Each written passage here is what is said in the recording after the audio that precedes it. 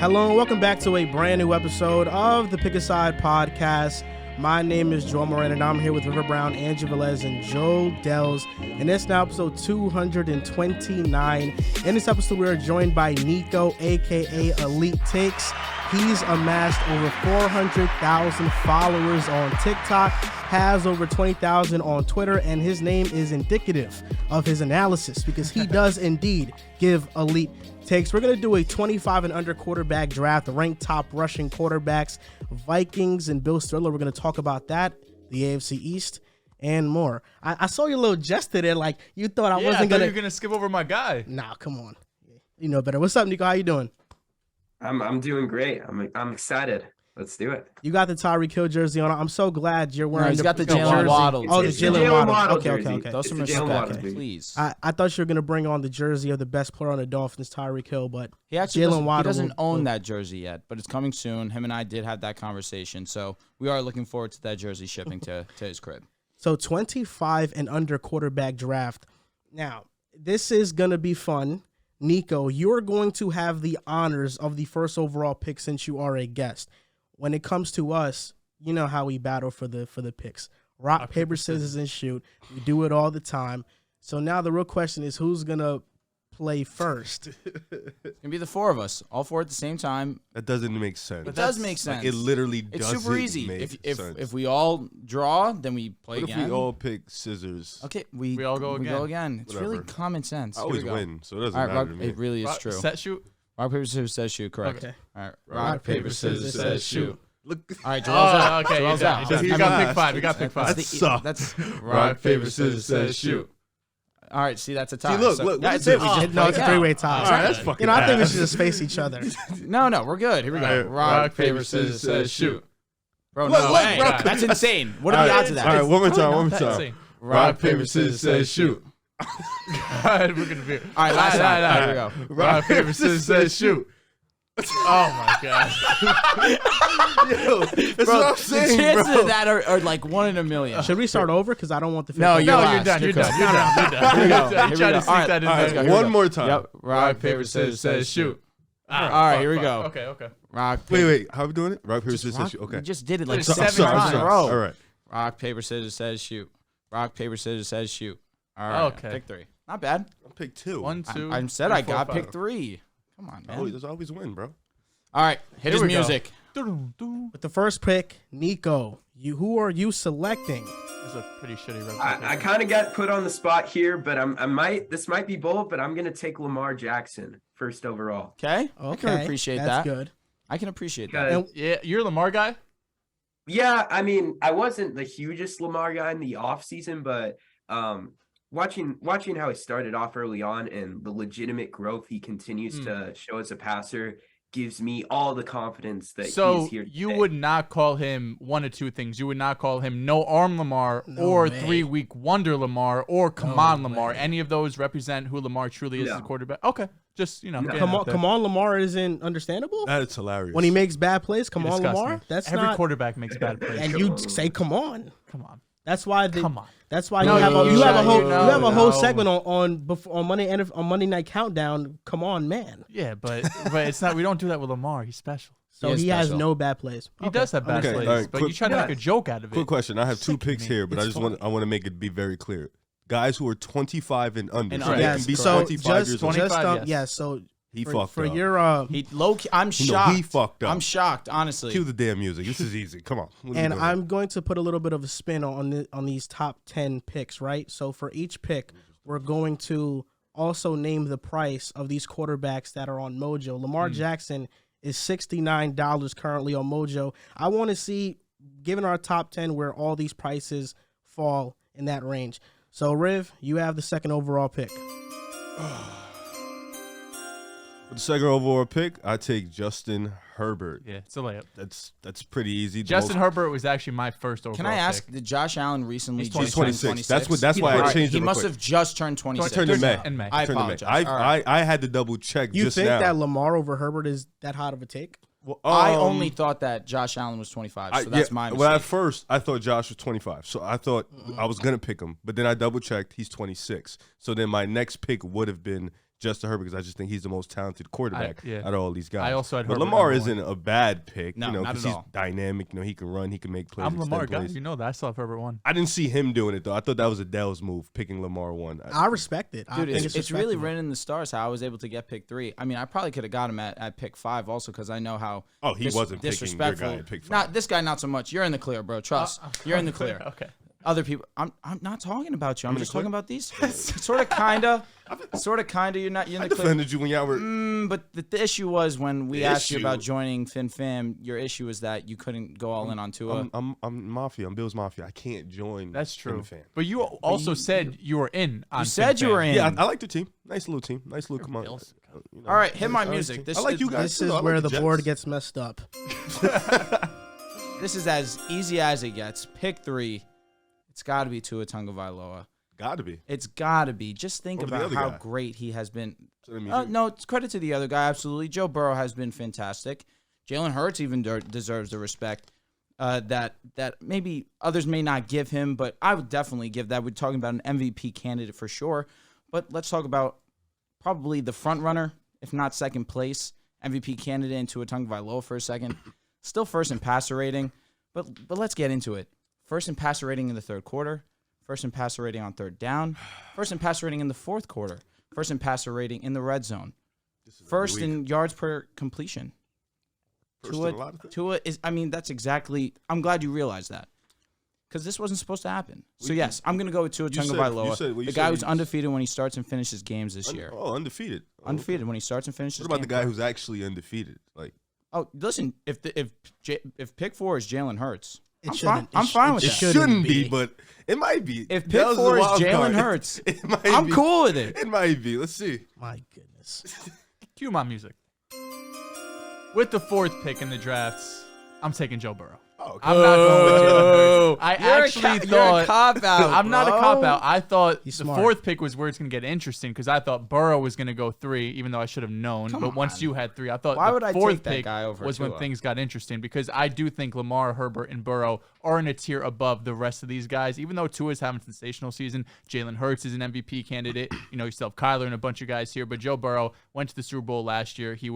I think he was first in completion percentage last year. He was. He put up crazy numbers. I know I've been labeled as a Joe Burrow hater, Cincinnati Bengals hater. He's a No, you franchise are guy. indeed He's- But let me Joe ask Burrow you. hater. Let me ask you. Why would I pick Burrow over Tua? Well, no. When I was making this list and I did the top 10, I saw the top 3. But once you got the 3rd pick, everything went out the window. If you had the 4th pick, it would have been easier because Tua would have been there, and you could easily make an argument Tua over Hurts over Kyler right now. You But can make the argument over Burrow also. yeah, you can. But Talking about the you- top but graded Burrow quarterback in has the league. 2 years now of tape. That he's been elite for. Tua's 9 games, not even 6, 7 No, games. no. It's 8 games, but 7 in full. 7. Yeah. Okay. Okay.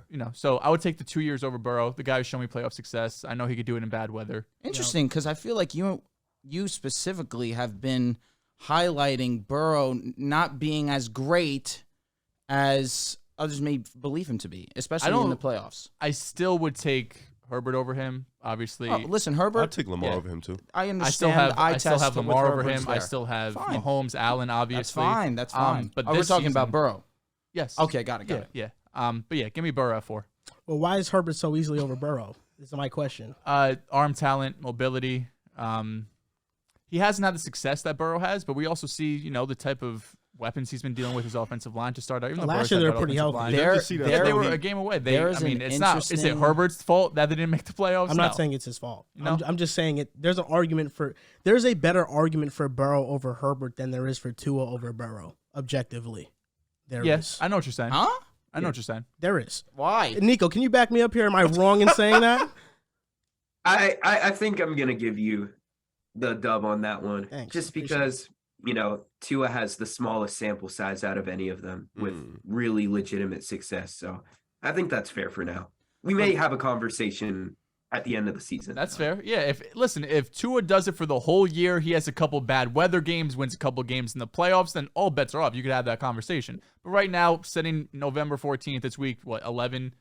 Let's wait some good Something time. interesting also, just a little added stat. Why not? There's been one quarterback in NFL history with 3 straight games of a passer rating over 130. God. One quarterback in the history of the game. You know who that is? Just take a random guess. Tua. Tua Tagovailoa. So you trust him? You trust my him? life. Started the show 10 minutes ago. I was already pissed let off. me ask you a question. What happened last year towards the end of the season to get them in the playoffs? That doesn't. When he went on a 7-game win streak. When they had a chance to win the playoffs, The he played Titans like game, what dog happened? shit. And inclement You weather. just well. Wait, in isn't that a important question weather. mark That's about my question. quarterback You play? just And inclement weather for but sure. you don't like in terms of Tua fans. Y'all don't talk about that game at all. Like that's I not do. in the back No, of your. listen, like, I it's know. not at all. No one really talks about Tua outside of this year. Yeah, which like I it would do the doesn't. same It doesn't thing as really last couple like years. that They moment did. is just gone. What Why- we're not going to do is pretend like I haven't acknowledged that. Last year, there was very few that rode with Tua. Mhm. That's all I'm going to say. I'm going to leave it at that.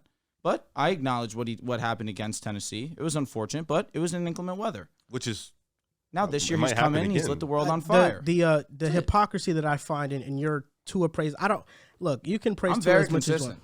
I'm very consistent. And let me finish what I'm gonna say. So if you want to buy into Tua, by all means, go ahead. I have no $38 problem. on Mojo. We forgot to mention that. That's- Also, Oh yeah, was yeah. that like I'm gonna 22 mention to it start after the the 10 season? picks. Got it. But Tua, you are trying to force all of us to believing he's this savior. I've been trying to tell you guys. Hold on. But this is what I'm saying. In the offseason, when Mahomes lost Tyreek Hill, you said he had to prove himself. So what's wrong with saying Tua has to prove himself still with but I 7 said- great games? But I definitely said before coming into the season that Tua was under the most pressure out of any quarterback also. So that was an understanding in and of itself. So we're talking about the quarterback who's had by far the most pressure put on him coming into this year, and he's just by far and away overachieved and exceeded all expectations of what anyone over, thought. but he's achieved. I wouldn't say over. No one thought that This he'd year be he's doing overachieved. this. Can we not acknowledge that he's been great while also still having questions about if he's a solidified franchise quarterback guy? keep doing it? Keep I mean, because questioning if he finishes That's the regular fine with season with an me. elite year and then plays like dog shit water in the playoffs, all that's wiped away. Agreed. So it's like Yep.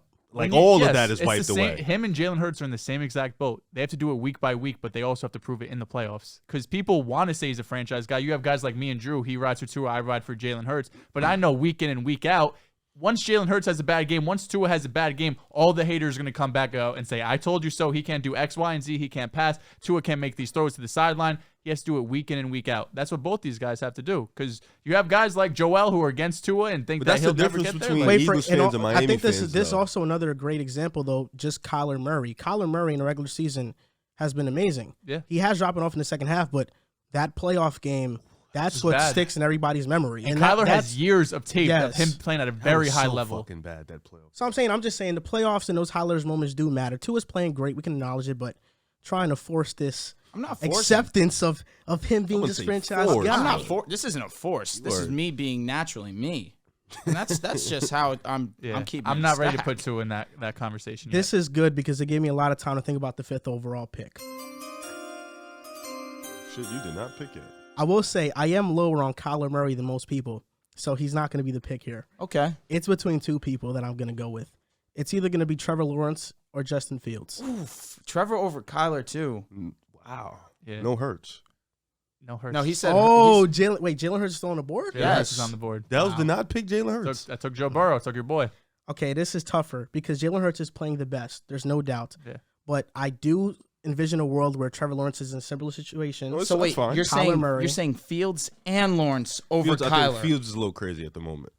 Just a I'm little not a bit. fan of Kyler Murray's leadership. That's why. And And I like intangibles is fine. and Justin Fields these the past skill is- these past Fields couple has of the games has intangibles. kind of really flashed with limited Of course. offensive Yep. personnel. Fields is too early to get picked. do right we hold now. rushing way in too higher early. regard He's way than too early. passing? He's been an efficient passer too. He has been, but not on the level of Kyler Murray. He doesn't have any great weapons. That's true. Kyler Murray just got back D-Hop, and other than D-Hop, He had Hollywood for a month before he got hurt. Zach Ertz now is done for the year. You know, I'm gonna go with the safe pick here, and I'm just gonna say Jalen Hurts for that's the fine. moment. That's fine. I'm going with Jalen Hurts for the moment, but had I not gone with Jalen Hurts, I would have gone with Justin Fields. Wow. That's pretty Would good. you Over have Trevor? guys? Would you, Nico? You too? Would you have Yes. taken Jalen Hurts or Kyler? I would have taken Kyler. Okay. I don't disagree. I actually had Kyler one spot ahead of Jalen Hurts. I also have Kyler. I love Jalen Hurts, but Kyler as a passer is And still depending really on good. Nico's pick, I will take K1. Nico, It's seeming as has if he's next going to go pick. K1. yes.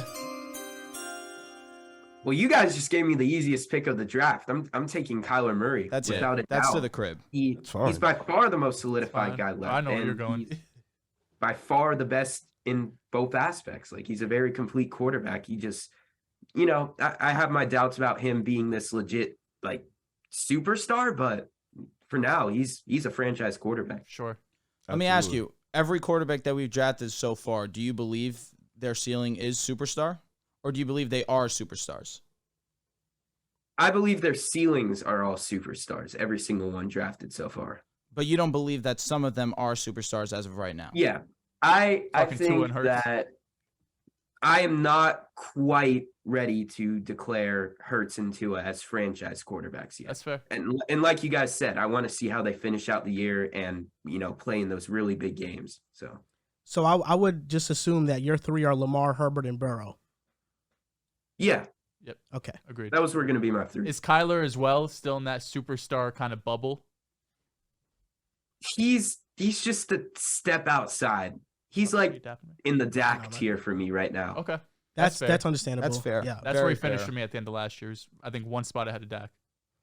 Riv. Riv, you're up next, bro. Hey. I know where you're going. 7th overall Going with pick. your twin. This pick is pretty easy for me. I'm going to take Justin Fields. Give me the guy with the intangibles. Give me the guy that's willed Chicago in a situation where it's not too great for him, even with the limited passing. You see the rushing ability. You see the way he just extends plays and can pull out touchdowns and scores. So give me Justin Fields, man. This is an easy pick for me. What's his price on Mojo right now? I'm $28. 28. Steal. So right now through the 7 picks, Lamar's $69, Nice. Herbert's $90, Tua's $38, Burrow's $81, Hurts is $57, Kyler's $58, and Fields is $28. All right, hit my music. This is very simple. Steal of the draft, baby. I am stunned that you went Justin Fields Yeah. over Trevor Lawrence. Who has more wins? I think Trevor Lawrence. No, I was asking. I genuinely Yeah, don't no, know. because as great as It Justin just feels Fields, like Fields has more wins. as both great have as 2 wins? Fields has been these past No, 3 three. games, he's gone 0-3 in those games.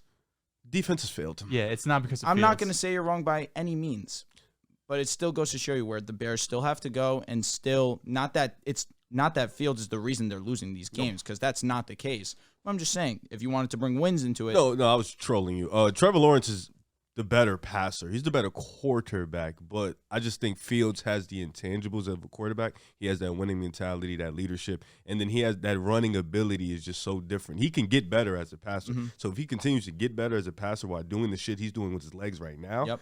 he's going to be an unstoppable quarterback. There isn't going to be anything you can do no, with when him. it comes to rushing, no doubt about it, Fields is the better rusher between Fields and Lawrence. But Lawrence still is a very solid rusher in his own right. Yeah, fact. And Yeah. passing the football, that's not a conversation. Not right We're now. going with Trevor. So with my selection here, I am in fact going with Trevor Lawrence, top 10 in yards right now. His play overall has been kind of inconsistent, but when he flashes, he's flashed in great ways. I'm going with Trevor Lawrence for sure. I think the Fields and Lawrence debate is how much you value Fields' running ability. I think that's Special. the debate. That's my question when you were debating Fields and Kyler, because again, Fields and Kyler, yes, Fields is the better rusher, but it's not like Kyler lags far behind. Fields is better, but Kyler's still great in his own right. And passing, for me personally, it's not a question. I'm going. It's definitely Kyler, but with Fields, I just love the intangibles. the intangibles and I think argument is a good one. he'll get better. Isn't that like the same how people used to look at Lamar versus Burrow? It's the Lamar. That's the Lamar versus Kyler debate before the season started. Mm. It's you see the passing abilities. It's Kyler. The rushing abilities clearly Lamar, but the intangibles it clears in every facet. Arguably, you can make the debate that Lamar's the best leader in the NFL For sure. Respect. outside of, I guess, You like Tom Brady? Brady. Yeah. I have a feeling you're gonna let me down Respect with hurts. this pick. Respect hurts. This And Respect you hurts. better not let me This down is with this real pick. quick. Oh, my music already went. If we could, what quarterbacks on the board? I have on my list. I have Zach, Trey Lance, Daniel Jones. Is there anyone I'm missing? Mac Jones? Mac Jones. you're Mac missing too. Jones. This Trey is Lance? easy Did you say your I guy said Lance? Trey Lance. Yes. Am I forgetting anybody? Yeah. Desmond Ritter? Desmond Ritter, Malik Willis, Kenny Pickett. So I'm not forgetting Sam anybody. You're Darnold. not forgetting Sam anybody Darnold, that Baker. matters. Oh, no. in What you this got, board. Kellen Mond? Okay, so we're going to backups now. Respect. Matt Can I Corral. take Bailey Matt Zappi? Corral. Yeah, Kyle Matt Trask. Corral, yeah. Bailey Kyle Zappi? Trask. This is Bryce- hard. This Bryce is really Young. hard. Would you take Bryce Young right now? Over all these guys? Absolutely. That's Yes. hilarious. Yes. Can I take Bryce Young? This is tough. You have Zach, Trey Lance, and Daniel Jones. Those are the 3 I'm looking at right now. It's just hilarious. I can't dap you yet. I cannot dap you yet. Bruh. Let me. I feel like this is Do it between real Zach quick. Wilson and Trey Lance for you. Daniel Jones. Daniel Jones is the only one out of these 3 who have proven to play at a high level consistently within a system. He's doing that without any weapons, so I want to give him his praise. With that being said, Talk. He's gonna take Trey. He's gonna take Trey Lance. Oh he's my not doing anything God. extravagant. He's gonna take Trey Lance. Zach Wilson, on the other hand, Okay. has had some moments. Yes. This game against the He's gonna take Bills, Trey this Lance. game against the One Bills, moment. he was great. And Pittsburgh. Pittsburgh fourth quarter was great. Outside that, it's been ugly. I got a side bet for you. $5. He takes Trey Lance. So now we come out with Trey Lance. Now we come with Trey Lance, number 3 overall pick, 6'4", 230. He could run, he could throw. Mm-hmm. Give me Trey Lance, man. Oh Give my me Trey God. Lance. Give me the mystery box player who might be this absolute superstar, Justin or Fields. who's someone who might end up being nothing in the league. I'll take my Could be chances. one of the worst picks in the league. I'll take my- and- when I Fields know. was there and they let Fields drop. Hey, listen, Come you don't on, got to talk to me about Fields. I wanted Fields at 2. That's That's a not fact. that's not, you know, I love Zach. Don't get me wrong. Fields was my guy at 2. So My it's no goodness. Trey No, Lance that's for crazy. Justin Fields thing. At the minimum, get it. it should have been one of our 2 guys. To go Trey, Going come Trey, on, man. Got to go with my man. guy. You're such a. I wish I could have saw him play all year, because then it wouldn't have been a question. He probably would have been a top 5 Well, this pick makes it today. easy. Already would have got benched for Jimmy G. Nah. You know Jimmy G was Yes, this yes. that 10-2 record when throwing 0 touchdowns. Like Yeah. Trey Lance And would you have called him just, Tua. if Trey Lance wasn't Unbelievable. He as was. long as Trey Lance wasn't a complete and utter disaster, he wouldn't have got set. Well, this makes it easy for you, my Come boy. Pick on. your guy. Of course, I'm gonna go with Zach Wilson. And Daniel it's funny because for one, Daniel Jones is year 4. And year 1, he was great. He's better than Zach ever He had was.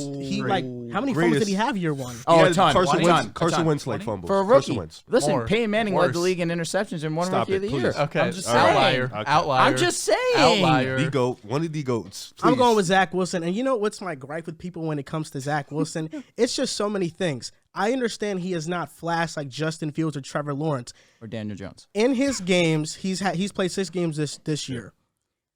On average, he's facing top 10 defenses. Zach Wilson right now is 18th in QBR. I know QBR isn't the most perfect stat, a but good one. the way people talk about Zach Wilson, you would think he's 32nd in QBR, You're right. and he's not done anything good. When talking about his escapability and evading sacks, he's very good at that. Does he run into pressure? Yes, but in the Buffalo game, there was a lot of growth in him standing in the pocket, 100%. taking shots, releasing the ball. And before the season, I was very adamant in saying that Zach Wilson, when he releases the ball under 2.4 seconds, he's very good. He's very good in the quick pass game, RPOs, getting the ball out fast. And the Jets have to do that at this point, play to his strengths. I felt like they weren't playing to his strengths. That Buffalo game, they played to his strengths. I'm with you. Zach Wilson, he hasn't had the most yards or the touchdowns, whatever it may be. But Robert Saleh said it earlier. Two plays against Miami, the players were like a couple yards away from scoring a touchdown. That could have boosted Zach up. Zach has been responsible for a lot of scoring drives, and he hasn't put the Jets in harm's way, and that's why we've won the games. And I've Outside said of the it, Patriots Yeah, game. I say yeah, just- outside of the Patriots game. Yeah. But he started off that game spectacular. Oh no, that first drive was insane. It's also a division game. In the second half of the Belichick. season, when the Jets face teams like Seattle, although they've gotten better, they face the Lions, they face the Jaguars. When the schedule lightens up, Chicago. Zach should have those same type of games that we have seen from Lawrence and Fields. Maybe not as electric as Fields because his rushing abilities are otherworldly Yeah, right keep now. holding out hope, But man. as a passer and the throws that I think he's going to make in the second half of the season, it's going to be big time. And this Sunday, when we face the Patriots, not only are we going to beat them and be first in AFC You East, see my walk? Yeah, that was a You crazy. see my walk? Yeah. but Zach Wilson is going to have a great bounce back game that game. He's going to bounce back. Bro, He's going to bounce I've never back. seen a Because man. Tua, I don't think he's ever lost to the Patriots. I've never seen a man be so excited hasn't. for a He first hasn't. quarter and then second half don't speak. He didn't speak for a Yeah, whole no, half. that was bro. bad. It was so crazy. He's just sitting there like he didn't say a word. And I'm just like, wow. Like Are you still on your no expectations for Zach, or are we back in?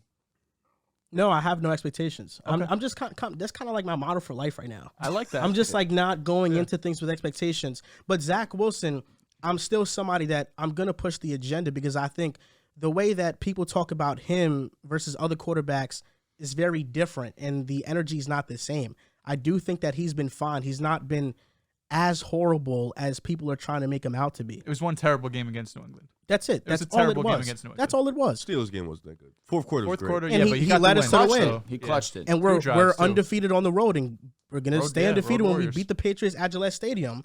And now Zach has. What happens when you guys go to Hard Rock? and you know what's gonna be? You know what's gonna be crazy? Zach's gonna have on his resume. I still have to go to He Buffalo. beat the too, by the Steelers way. at Heinz We Field. already got He our win. beat Aaron Rodgers at Lambeau, and he beat Bill Belichick at Gillette. Not a lot of guys can say that. Not a lot of guys can say You know that. who can? You know who can? He hasn't beat Rodgers at Buff- Lambeau. Oh, no, fair enough. Fair enough. Are we on Rodgers pick and 9 Lambeau. or Who 10? really cares about that? We're after- No, that was the last pick. That was the last pick. Oh, that was pick 10? You're not. Oh, shit. With Daniel Jones, Oh, yeah. he's everyone playing went twice. phenomenal. But Thank you. Let's just wait and But see. the fact he wasn't drafted, like, that's rude and irresponsible. Can we agree that Zach Wilson's ceiling is much higher than Daniel Jones? Ridiculously much? What? How? It's higher. How can we say this? Rip, how can you say Slightly that? high. But how can you Slightly? say that? Why do you think slightly, Nico? Because I just think that a realistic projection of like everything goes right for him. I'm still not quite sure if he would be as accurate as Daniel Jones. Daniel Jones has been so accurate this season, but Yeah. obviously he'd be a better playmaker. Obviously he'd be better throwing the ball down the field, but I think his ceiling is slightly higher.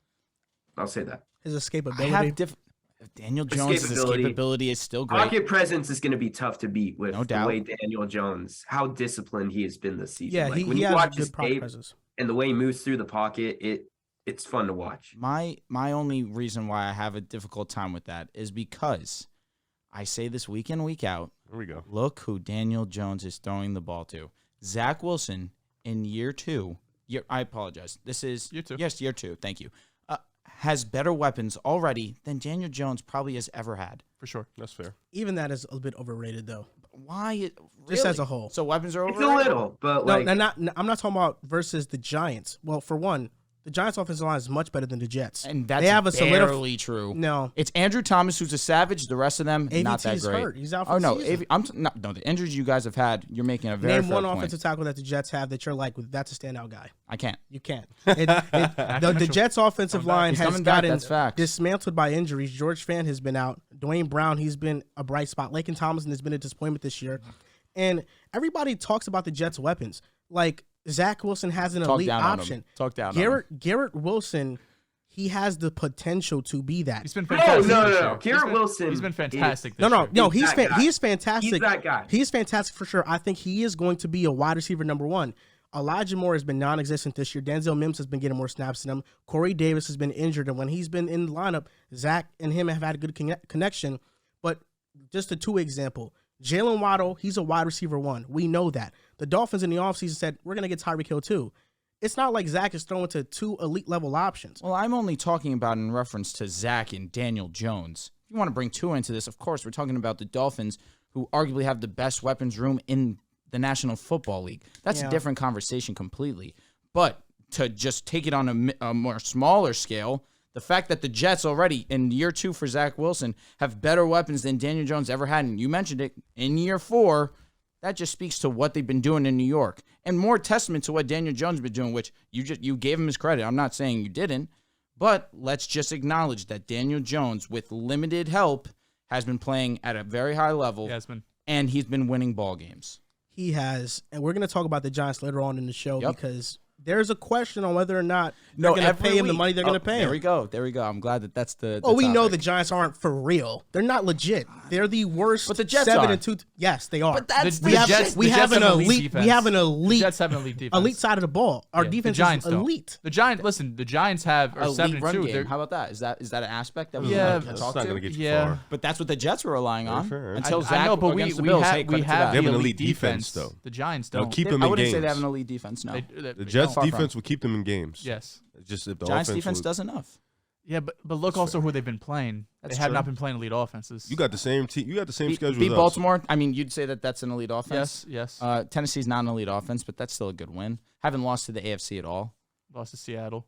You Seattle's lost a to good Cooper team. Rush. Good offense, yeah. Good team. Solid offense. Well, not even just comparing them to the Jets, No, but the Cowboys, it's a division game. but the Giants Should've won that within. I game. think the CeeDee Giants Lamb within the and NFC others. as a whole, they're pretenders though. Yeah. Say it one more time. The AFC as a whole. No, The the NFC. NFC as a whole, they're Ah, pretenders. Like the Giants are going to finish as the 6th or 7th seed probably, and they're probably the 6th or 7th best team in the NFC. Damn. I'm not disagreeing. Cheese. I'm not disagreeing. It's So just, that's why, they're not for real. But They're to call not them for real frauds, it's contenders. kind of rude because we know that obviously they're a year early. They're a for sure. 3-6 team masquerading as 7. God. No, I wouldn't say 3-16. I'd give them 4 and 5. Give them 4 or 5, maybe 500. This is a guy 500 that flat, has 500 been one of the flat. bigger Giants haters I know, so I can understand why he's agreeing with you here. Man, fuck the I Giants. Because Simple. I mean the Ravens win was solid for them, but even still they had things go their way. But that's what happens. In wins. What do you mean it went their way? I mean, the Ravens have been Lamar's losing a just lot not of throwing those. Oh fucking my God! interceptions So all now the we're just gonna time. say, oh man, Yeah, Lamar, lucky. whatever. When once in a looking blue at moon these thing, top stop 10 it. picks that we made, going over their You look share like prices Justin on Fields. You Mojo, do. Lamar's at 69, Herbert's at 90, Tua's at 38, Burrow's at 81, Hurts is 57, Kyler's 58, Fields is 28, Lawrence is 63, Lance is 31, and Wilson is 32. Daniel Jones is $27, which means that according to our draft, Tua is severely undervalued on the application. And that has been the case throughout the entirety of the year. The fact he's still $38 and he is in strong consideration for the most valuable player is Like, insane. plus 400 now. He's tied with Jalen Hurts. It's ridiculous. Invest. You still have time. Jalen Hurts costs $20 more than what Tua's price is at right now. Don't make a mistake and not do it. It's really, really. And real that quick to simple. talk about the college quarterbacks, Drake Bryce May, Young and Caleb Williams UNC quarterback. He's 2024 eligible. Nico, he's been absolutely balling this season. He's awesome. Nico, you watch college football? Oh yeah, I'm a big college football Yeah, guy. Caleb is the QB1 in 2024. I don't know if Drake could get that far, but he's solidified QB2. He's been playing unbelievable for UNC. He's, I think, around $19 right now on Mojo. So, Nico, tell us about the quarterback draft class this year. Young, Stroud. Yeah, I want to hear your Levis. thoughts on What do you Stroud, think about 'cause this class? Stroud, I feel like, has been getting a lot of shit lately. Coming into this, he was kind of have a Justin Fields kind of feel. We're like coming in, obviously the QB2, he's elite, he's all this, and we saw Justin Fields fall outside the top 10. I feel like Stroud is having that type of conversation where I don't think he falls that far, but people are kind of falling out of love with him. Yeah, I mean, I think that the criticism is a little warranted lately because he's playing in the Dolphins of college football. Yeah. It's even better than the Dolphins. But I think that, he's not quite as accurate as Bryce Young. He Not as might mobile. be a little bigger, but he's definitely not as good under pressure or when plays break down. So I'd say he's like a top 10 pick. I'm not on like the number 1 overall train though. Yeah, and I believe he's the favorite right now to go number 1, which is He pretty is? crazy. Nah, CJ I've been is. seeing a lot of Bryce Have you? in mocks for sure. Yeah. Where they got him going to? Carolina? No, right now, Bryce is projected number 2 right now. Yeah. They do have Stroud at 1. Yeah. dude. I've I seen feel like I've seen every mocks with mock- both. yeah, But in terms of like, Consensus? books like sports books and stuff, they have Saints need to keep losing. yeah. They don't have their They don't pick. have their pick. Yeah, I know. Oh, the Eagles do. facts. We have their pick. What's wrong Yeah. with this guy? But I'm no, sorry. yeah, you're right, because Ohio State, I mean, Marvin Harrison Jr. is a freak of nature. He's going to be looked at as like a Jamar Chase level prospect when he comes out next year. JSN's probably going to be a first-round Gonna pick. draft I mean, they got Travion Henderson's probably the RB1 in 2024. I mean, their offense is absolutely stacked. In the past 10 It is. years, we've seen the quarterback position evolve year after year, and now we see more mobile quarterbacks in the NFL. We're going to rank our top I'm saying sportsbook. rushing quarterbacks in the NFL right now, giving our top 5. Nico, I'll start with you. Who are the top 5 rushing quarterbacks in the NFL in your opinion? So number 5, I've got Kyler Murray. I got 4. Kyler and Hurts are like neck and neck for me Yeah. because I feel like Kyler's a better scrambler, but Hurts is definitely better on those design runs. And then the top 3 is undisputed, but it's really tough. But at 3, I'm going to take Josh Allen, 2, Justin Fields, number 1, Lamar Jackson. Undisputed. You think Daniel Jones is there? think that number No. 3 Okay. is pretty locked. I think I think top 3 locked. is locked, yeah. You think I'm It's assuming locked up. Kyler? No, Kyler's 5 for sure. I No, think I have Kyler's Kyler 4. 5 for sure. Because you have to respect Josh Allen. I think Josh is locked. top Hurts 3. saved his job because of how great of a rusher he was. That's my only. Listen, the fact that Josh Allen leads his team in both rushing categories is a credit to him, no doubt. He did it last year, too. He's an amazing rusher. But Jalen Hurts sparks that offense because of his legs. Wait, so are you saying you have Jalen Hurts over Allen as a I runner? do. I have him number 3. Wow. But you don't believe that if Josh Allen's in that Philadelphia offense and they call those same design runs for him, we're it's not talking about Josh Allen. Yeah, but you don't think it's as equal or better? He's carrying linebackers. I wouldn't 7 say yards. it's better. No, I don't think so. Well, who's your I top would say 5? it's better. My top 5 is Kyler at 5, Allen at 4, Hurts at 3, Fields at 2, Lamar at 1. Wow. I have Hurts at 5.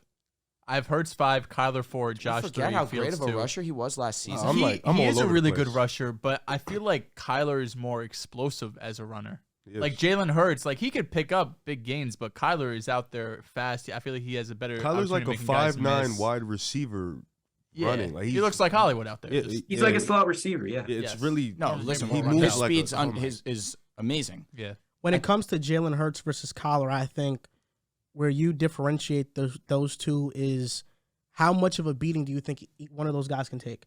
Because Jalen Hurts on design bigger. runs, he can take tacklers, but Kyler Murray, you don't want him to get hit that much, and I don't think he wants to get hit either. And Hurts Jalen could Hurts squat 500 would pounds. embrace that contact, Jalen Hurts is a so big I boy. think he'll last longer. But I do think Kyler Murray is more elusive. He has more speed.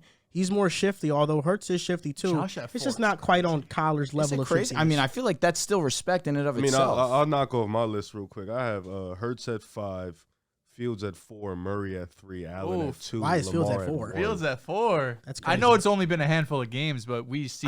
I just value Murray's explosiveness. Wade, like he's just so fucking fast. He is bro. super He's look fast, at but the so is worst. Fields. No, Fields Fields ran a is fast. 4.4. Too. No, Fields Fields is fast too, but Murray is just so.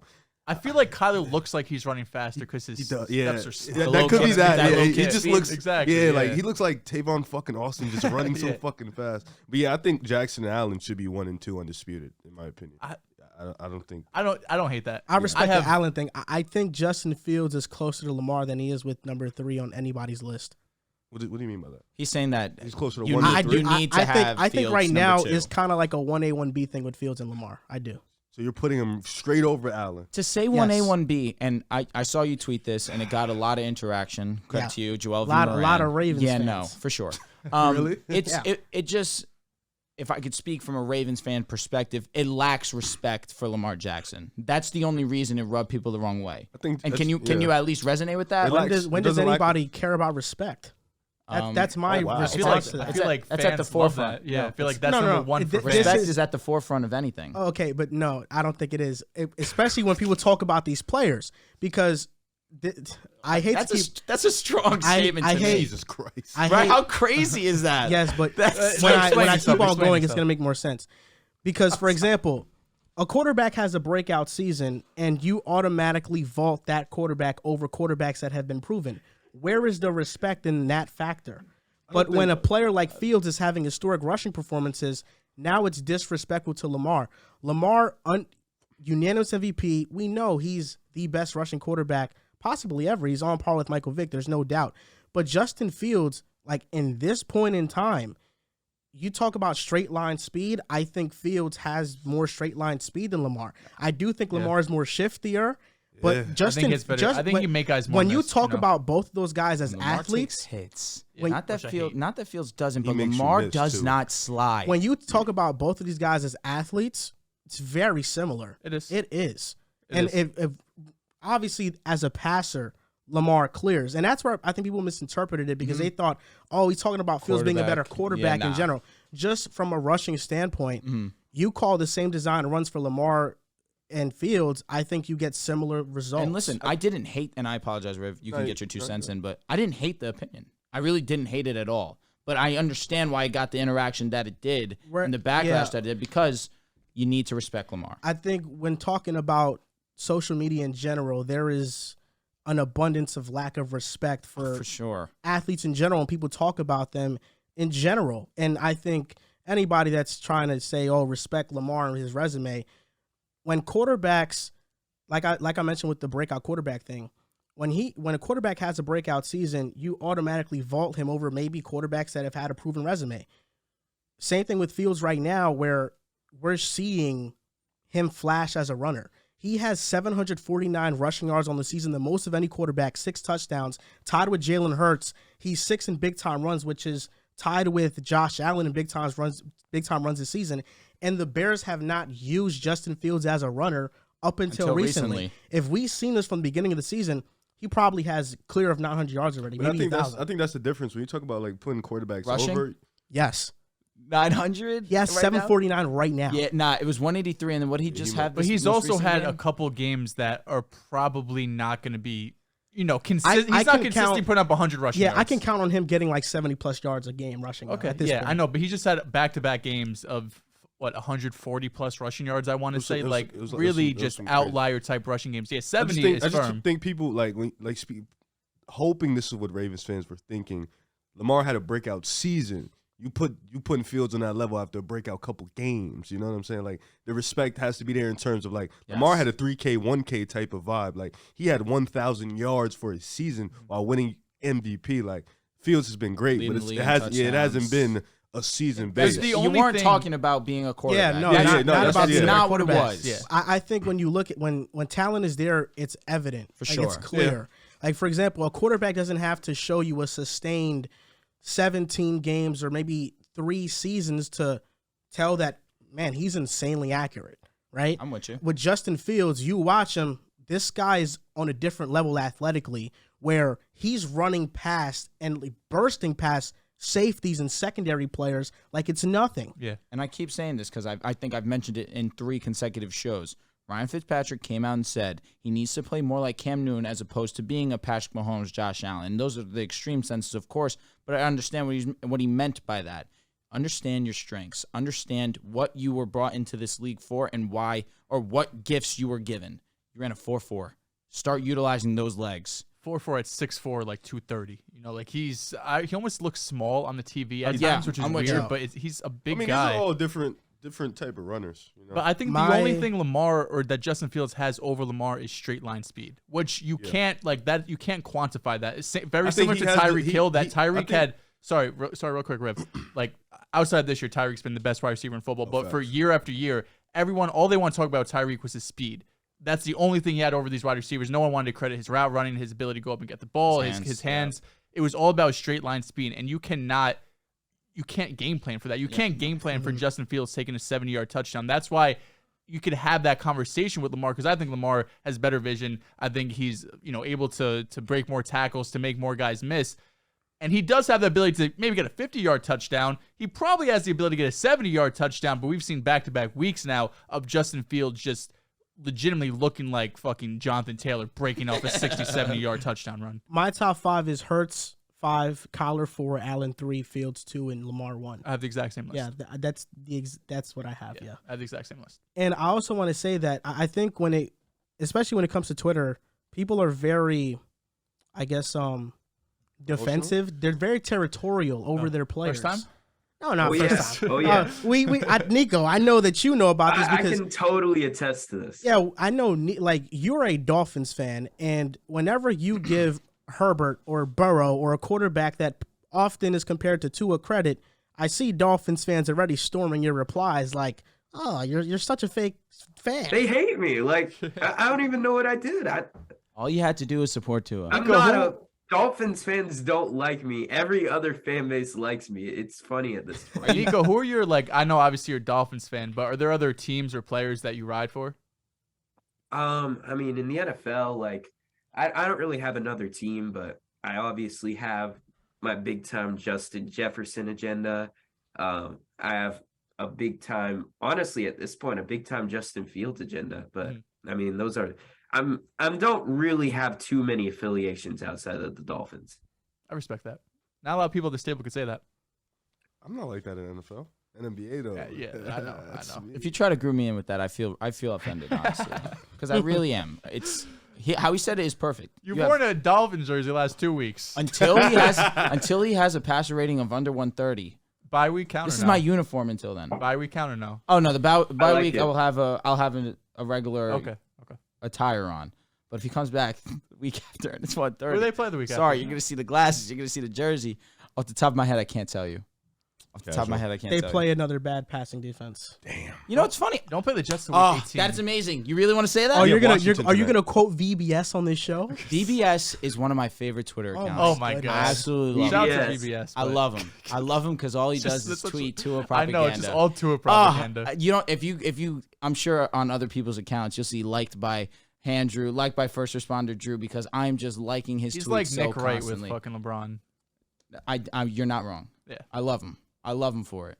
But not even just He's VBS. disgustingly biased. Oh, for sure. But no, I'm not mad at him for it. But I'm not even talking about VBS. A lot of guys that let's go against quarterbacks that played against Detroit. They were not nearly as good as Tua was. Let's go against guys that played against the Cleveland Browns. They were not nearly as good as Tua Tagovailoa. That's it.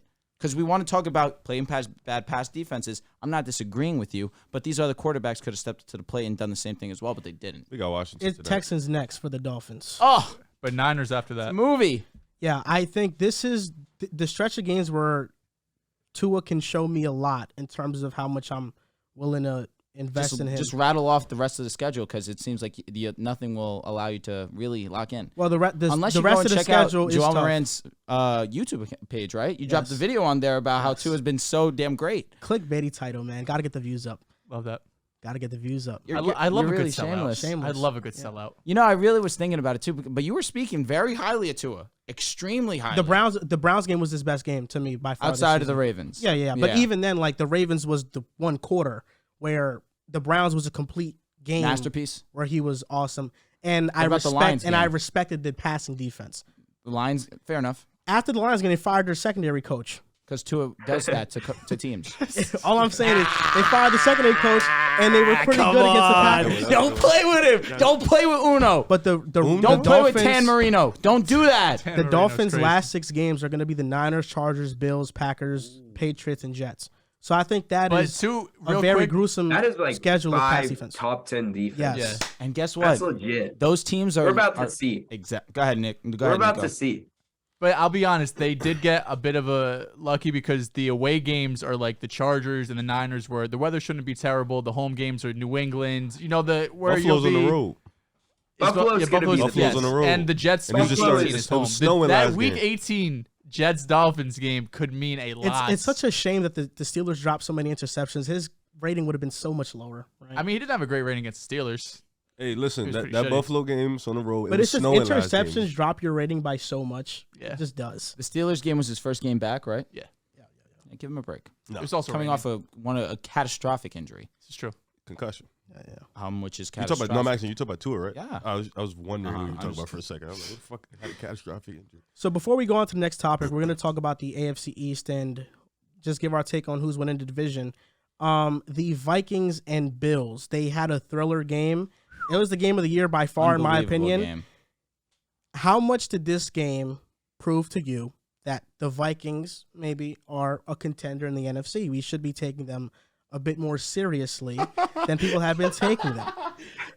Now, Are you gonna start with Nico? Or are you looking at me? you know what? I'll start with myself. All right, yeah. And You know what? because- Smart. Here we go. Smart. Mr. Minnesota. I want to say this first, though, when it comes to the Bills. I feel like people are overreacting to the Bills. Josh Allen had stinkers last year versus Jacksonville, versus Indianapolis, versus Atlanta, although it was a blizzard that game. Josh Allen has these games. I think the offense is way too Josh Allen-centric, and until they take the load off of him, we're going to see more consistency from him, although he's already the second best quarterback in the NFL. Well, great quarterbacks really do take that burden. I think the Bills, although this game did prove to me, I think the Vikings should be contenders. I think the Bills lost this game more than the Vikings, quote unquote, won it. Cannot agree more. The Vikings came back, and I give them all the credit in the sure. world for coming back. But Josh Allen bobbling the snap at the 1 1 yard yard line, was allowing crazy. the Minnesota touchdown. Even after they allowed the touchdown, Buffalo drove down the field on them, kicked the field goal. The Gabe Davis controversial catch on the sideline. He had 90 yards, by the way. I know you're not a Gabe Davis guy. It's his monthly Gabe Davis appearance. Here it is. And the Bills lost this game more than the Vikings won, in my opinion. But I don't want to take any credit away from the Vikings because they're 8-1, and this year 1-score games, they're amazing. Last year they lost all their 1-score games. This year was a year to have the Vikings agenda. They're going to have double-digit wins without a doubt.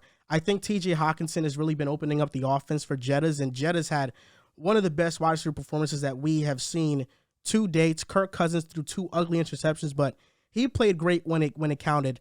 there's still question marks about Minnesota. Yeah, that is a stretch. Jed has bailed him out. He a legitimately lot. saved his Lot. Oh, that was That a catch is terrible crazy. pass on Yeah. fourth That down. pass was trash, Nico. Like That was horrible. what was he thinking? He said, "All right." He just said, Literally, "Jesus Christ, he Jed said, is up Jed there." is there somewhere. He's my best chance of a miracle.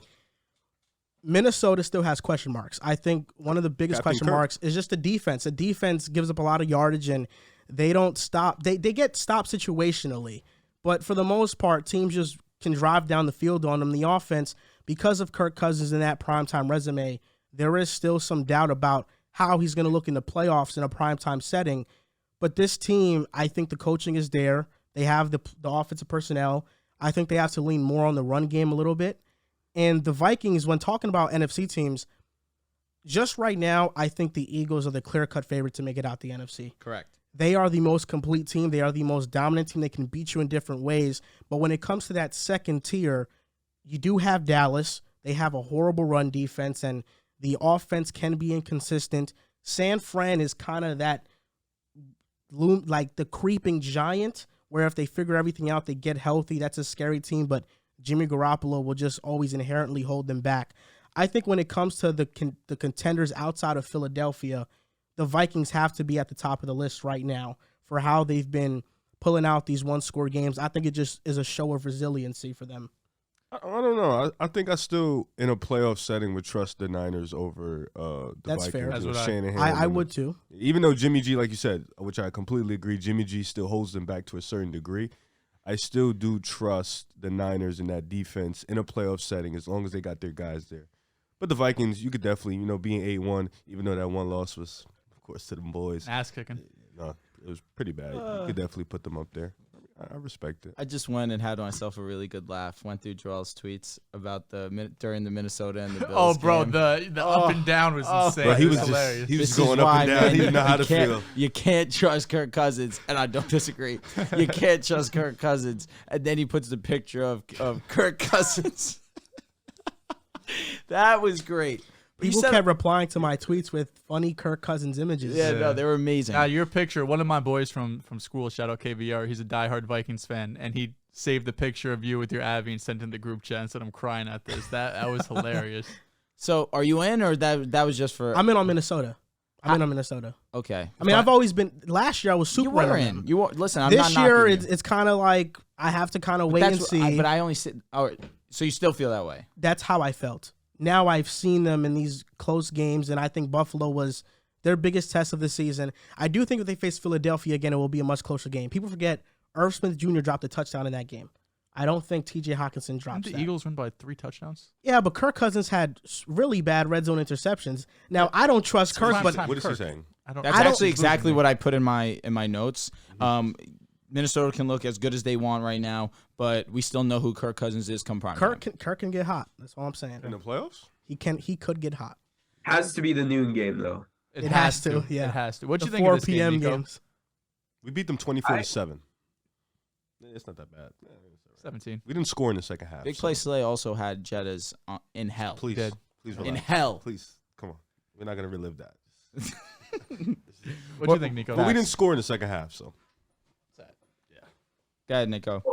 I've been on the Vikings train for years, man. It has been years and years of me delusionally hyping up the star power they have. Sounds And familiar. I really think that Mike Zimmer was the problem. All offseason, I swore that this is finally the year they're going to figure it out because now they have Kevin O'Connell. So it really does bring me a bit of pride to see this happening. But they're not quite like that Chiefs, Bills, Eagles tier. I don't think so. No. I think they're good offensively. They're good defensively, but the offense, I think, has more issues than people would like to admit. Adam Thielen, KJ Osborne have both not really lived up to the hype, and the interior offensive line especially has some trouble. Like Kirk gets crushed sometimes, but the defense is playing well. Zadarius Smith is awesome. And that game was pretty even. Like I know that I tend to agree that the Bills lost it more than the Vikings won it, but the Vikings had their moments all throughout. You kind of felt like they always had a shot to creep back into that one. It was just the turnovers. I mean, yards per yards, Bills only gained 5 yards more. So if I really think about it hard, the Bills just said, here you go, Vikings. Take this W. Go on, move on to the next week. We don't need it that much. Because Kirk Cousins throwing that ball on 4th and 11 was a prayer of all prayers. And the fact that Jettas made that catch, we can sit here and talk about it. It is one of the best catches you will ever see in your life. People are trying to even compare it to Odell Beckham's catch. That's how amazing, that's how important this catch was. He threw the ball. I had no belief that was going to be a completion. He full extension goes, grabs it, and somehow secures it for the first down.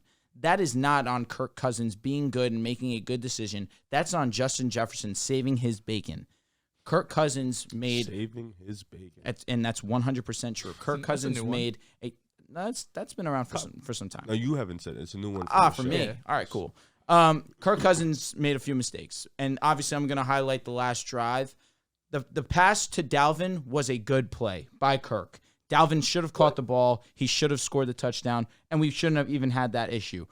But I was screaming, get the ball to Jettas. I don't care how you do it. You put the ball in your best player's hands and put them in a position to give you a chance. The fact that on the goal line, no play was drawn up for Jettas was a problem for me. I'm fine with Dalvin. Dalvin's a star in his own right. He should have caught that ball. But the QB sneak, I hated that play call. Give Jettas a chance because that was his first read. On the Dalvin pass, the first read was to Jettas. Jettas was probably in some coverage, but Dalvin was wide open. The next play, trust Jettas. What would you have called? A fade? A fade. Give him three straight fades. Huh? That's it. Yes. 3 straight fades. No, I'm gonna be honest. Like we can laugh about that statement, but I firmly believe that it's Justin Jefferson. Without Jettas, you're not even in that position. But you don't think they too Jettas reliant? Like playoff time, you scheme up against it. It's over. The reason why I feel you could say yes and no. That's how we beat them. I say no because Dalvin Cook's starting to get going now. We're starting to see the real Dalvin again. Yeah, okay. And you still can't forget about Thielen. Thielen made a big catch also. But it's like, TJ Hawkinson comes in now. He's been a huge boost for them. For sure. Of course, Jettas is Jettas. And I'm not going to say you're wrong, but at the same time, they have pieces. It's on Kirk Cousins. That's why I'm going to continue to say this. There's a tier that I have. It's the Eagles by themselves. I think they're the best team in football. Best team in the NFC. When it comes down to the next tier, it's the Vikings, it's the Niners, it's the Cowboys.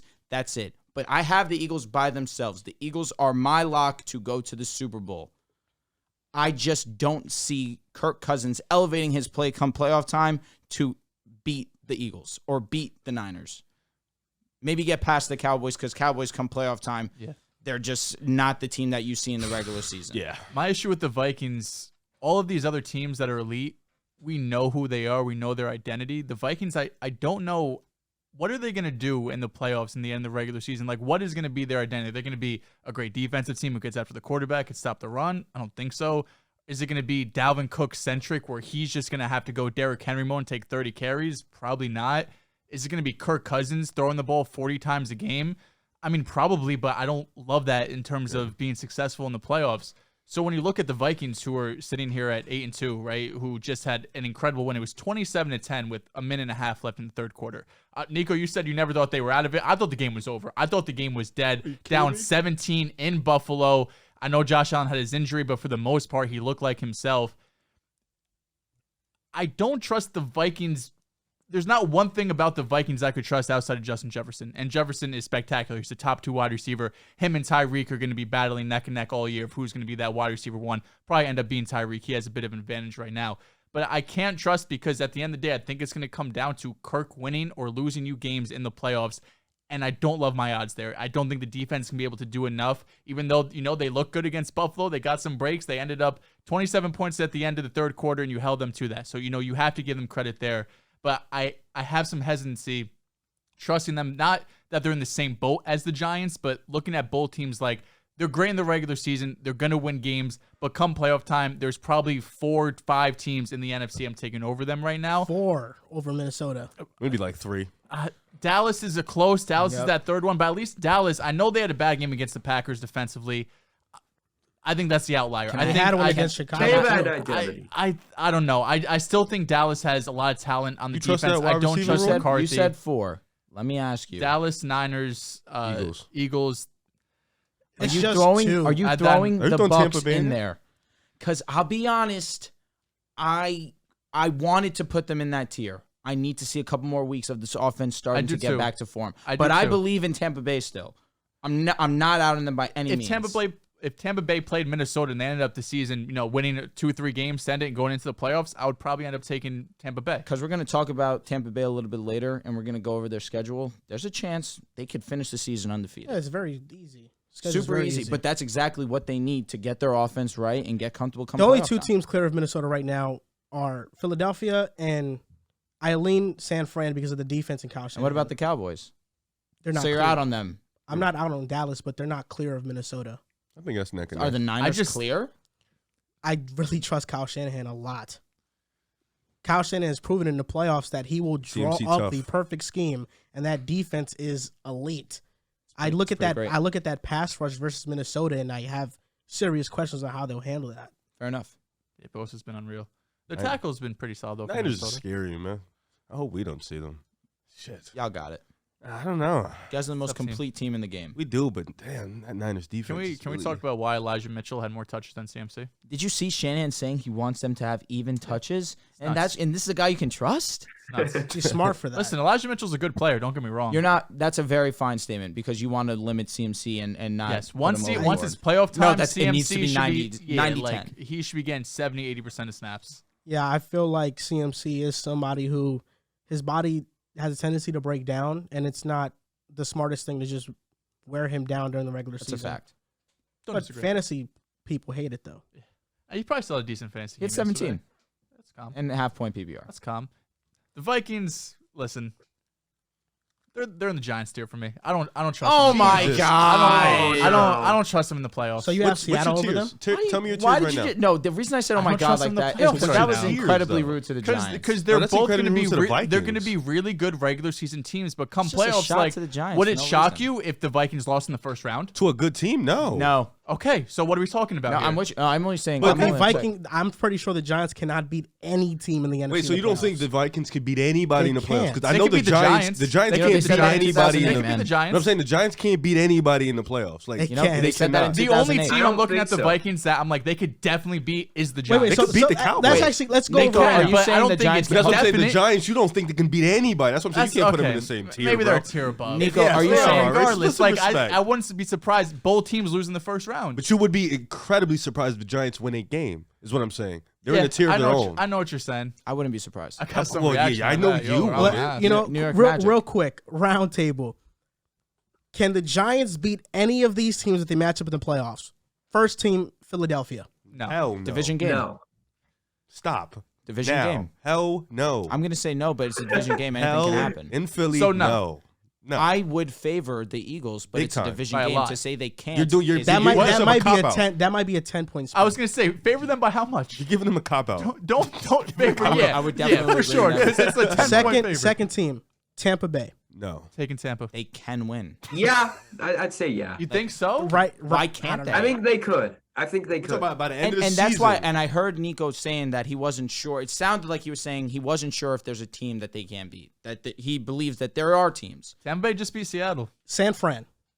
They can't beat San No. Fran. No. No. I would lean San Fran. Are you gonna give He's a giving cop out himself on a cop every out. I answer? just said I would lean San But Fran. But we're be none of us are surprised. saying. All right, like, that's fine. it's Let me in have or my out. let me It's have in my or out. thought process. Minnesota. No. Yes, No.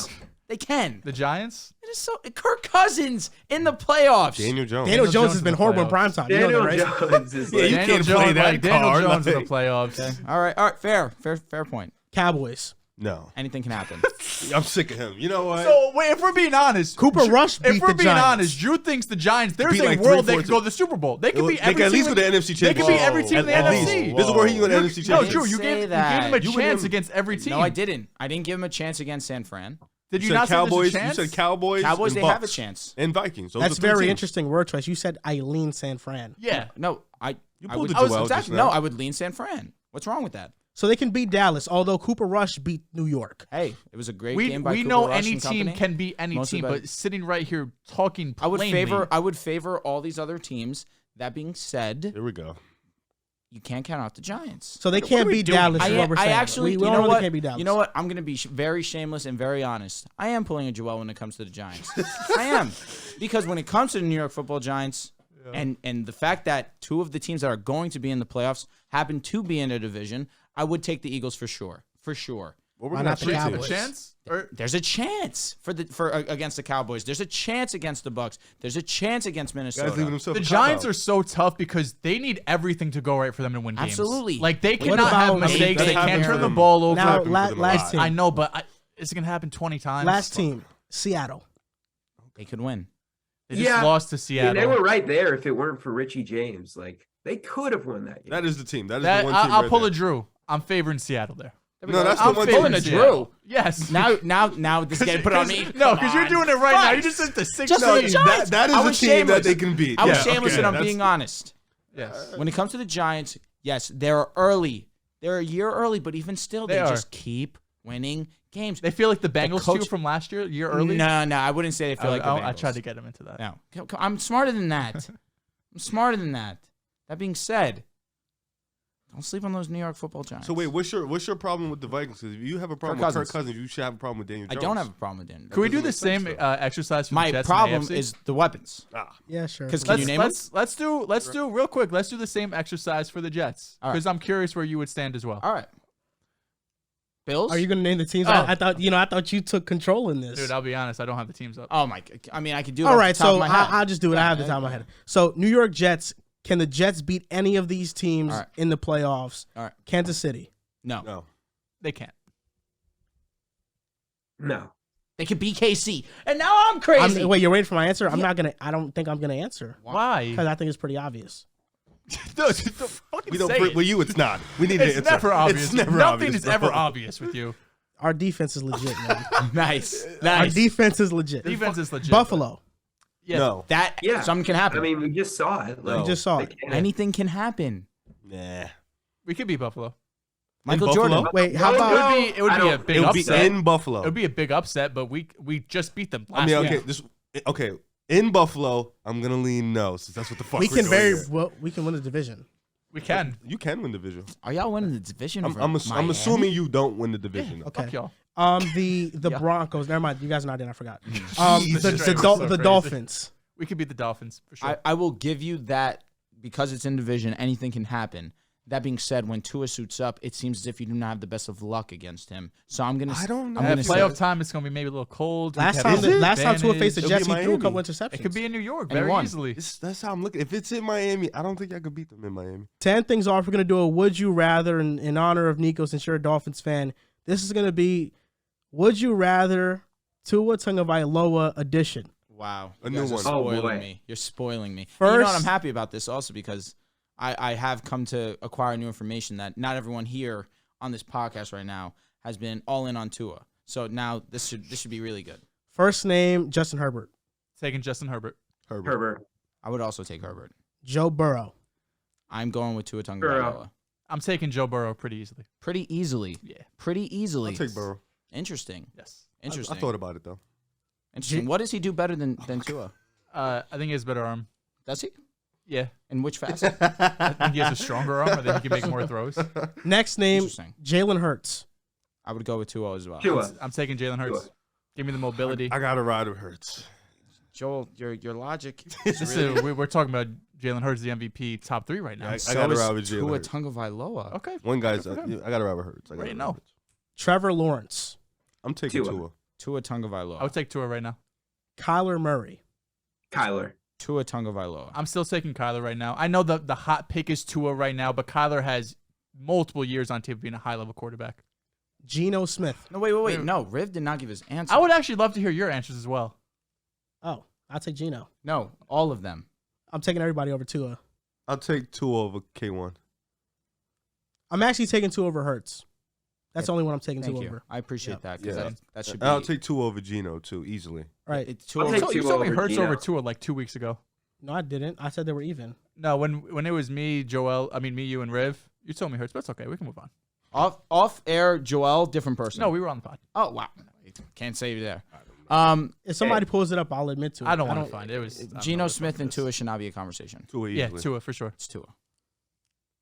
you're taking Geno. I get it. Lamar Jackson, Lamar cleanly. I would go Lamar. Derek Carr, Tua. Take Tua right now. Every name you're going to say, unless you're going to give me Patrick Mahomes and Josh Allen, the answer's going to be Tua. Aaron Rodgers. Aaron Rodgers for sure. I'm still taking Aaron right now. To say for sure is kind This of is disrespectful. back-to-back MVP. Oh, congrats. This is Aaron fucking This is Rodgers. Aaron Yeah, Rodgers. you can say back-to-back MVP, but it's not like everyone had in consensus number one quarterback, number two He was consensus top quarterback. He five. was for Okay, sure. no doubt. And now Tua should be that too. What? Consensus Consensus top top five. 5. I know, but we Fucking have a crazy. Hall of Fame career of Aaron Rodgers. Okay, we we're have a talking- Hall of Fame 7 games. All right, we're from talking about Tua. 2022. I know, but I'm just saying the track record for Rodgers. Because of course, if we're talking historically, we're talking about one of the all-time greats. Okay, we're talking answer the about, question real quick because I have a question. I actually have a question. would after I you. rather right now in 2022? Tua Tagovailoa. Okay. Now you said Tua should be consensus top 5 right now, right? Yeah. So Herbert, Lamar, Take it Burrow, easy. Mahomes, Allen. He's It's- better than it's- one of those guys. Yes, Who's the one? bro. Okay. Got it. I just wanted to make sure. Just to, I'm Herbert- glad I'm Herbert, off I'm gonna be off the Burrow hater. I'm not. It's gonna a Burrow, be him. I'm happy. I'm not a Burrow hater. I'm happy. You just think Tua's I've better? never been. Well, listen, the internet doesn't see what you see. That's If you fine. put Tua over Burrow, you're gonna be labeled. I a Burrow guess hater. that's fine. It's just how it and works. and I am one that gave Tua the benefit of the doubt for the situation, and I'm going to be consistent with that with the situation of Justin Herbert. Justin Herbert does not have his wide receiver 1, does not have his wide receiver 2. Yeah. His Rashawn Slater, the best offensive lineman on that team, is also hurt as Eckler's well. not what you thought. What do you mean? Like he's not Tyreek Hill type. He's just regular. He's a really good running back. What do you mean regular though? Like he's not that impactful the way. Like he's not carrying offenses. He's just okay. What do you mean by that? What do you mean? What do I mean? That's essentially what he's done for the Chargers since these guys have gone out.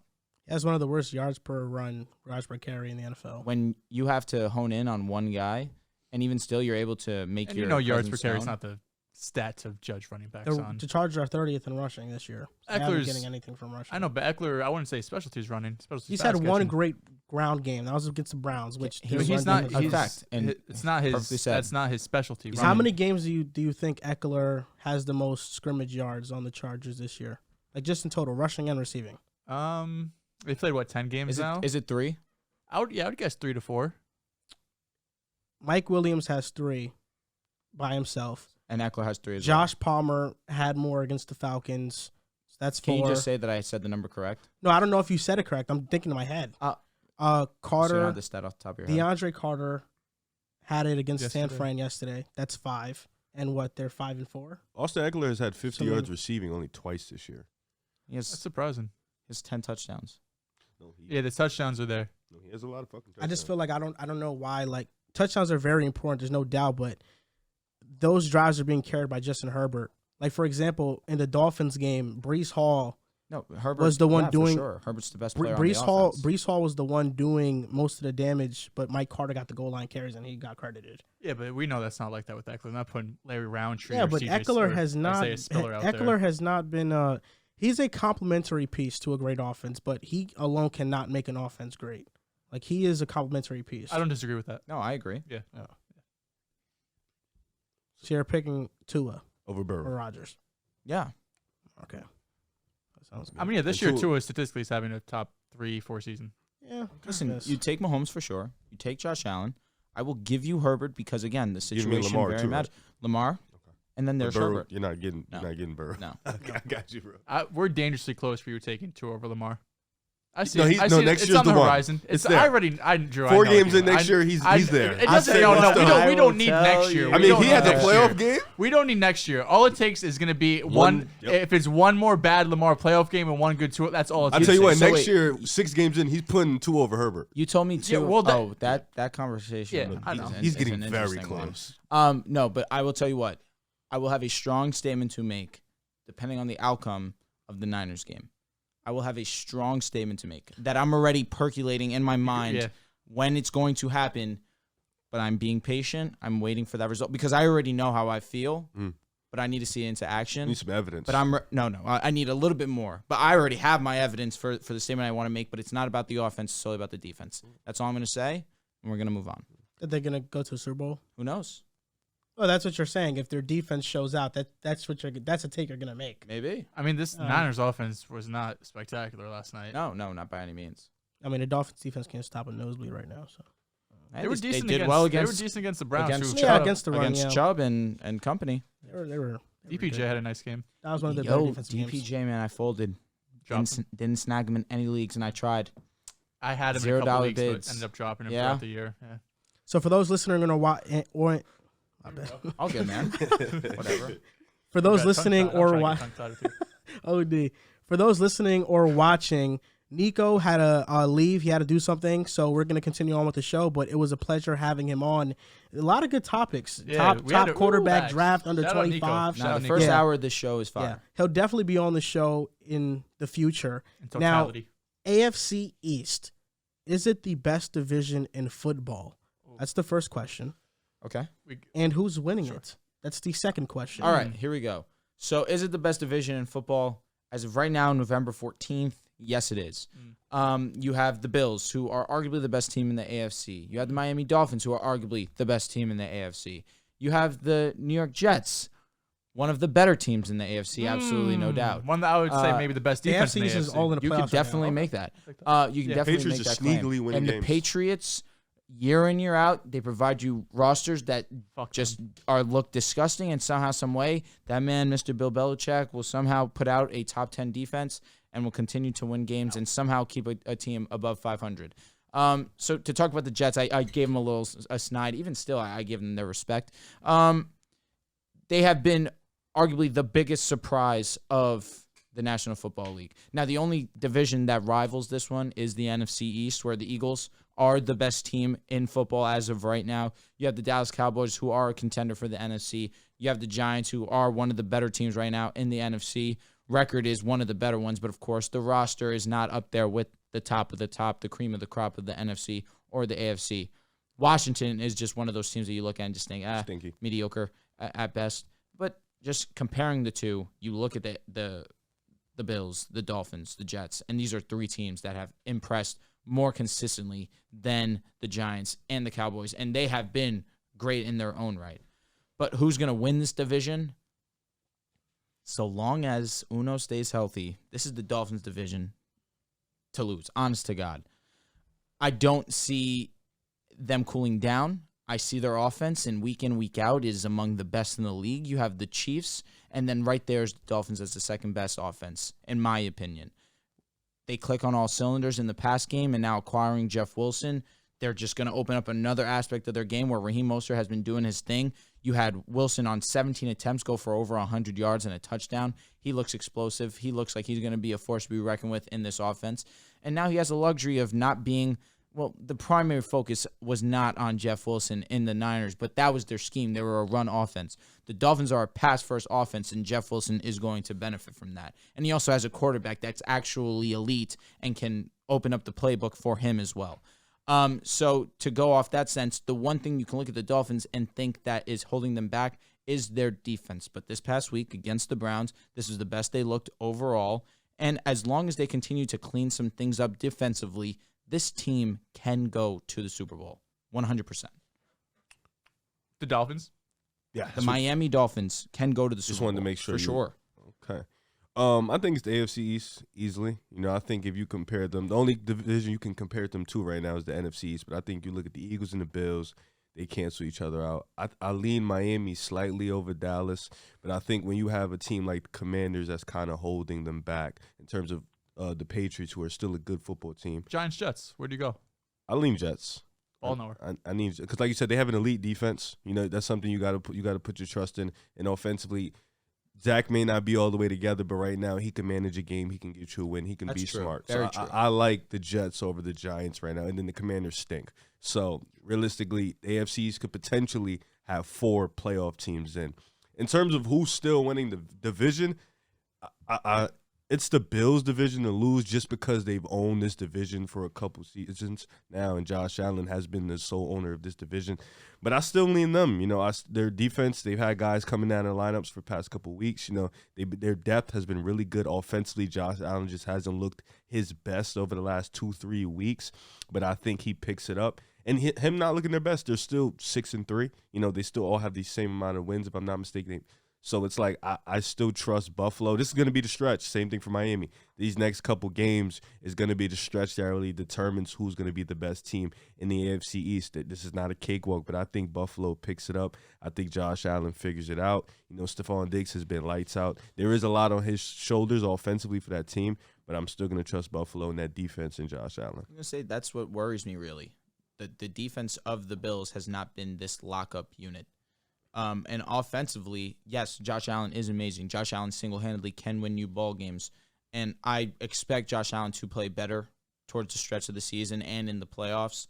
But he's shown that he can be beat, especially by teams like the Dolphins and the Jets. And overall, the defense has been really, really good. No, it's been really just solid, this but Vikings there's been moments and flashes where the defense lets them down. Yeah, I mean, they've let up more than 20 points, I think, twice all year. Sorry.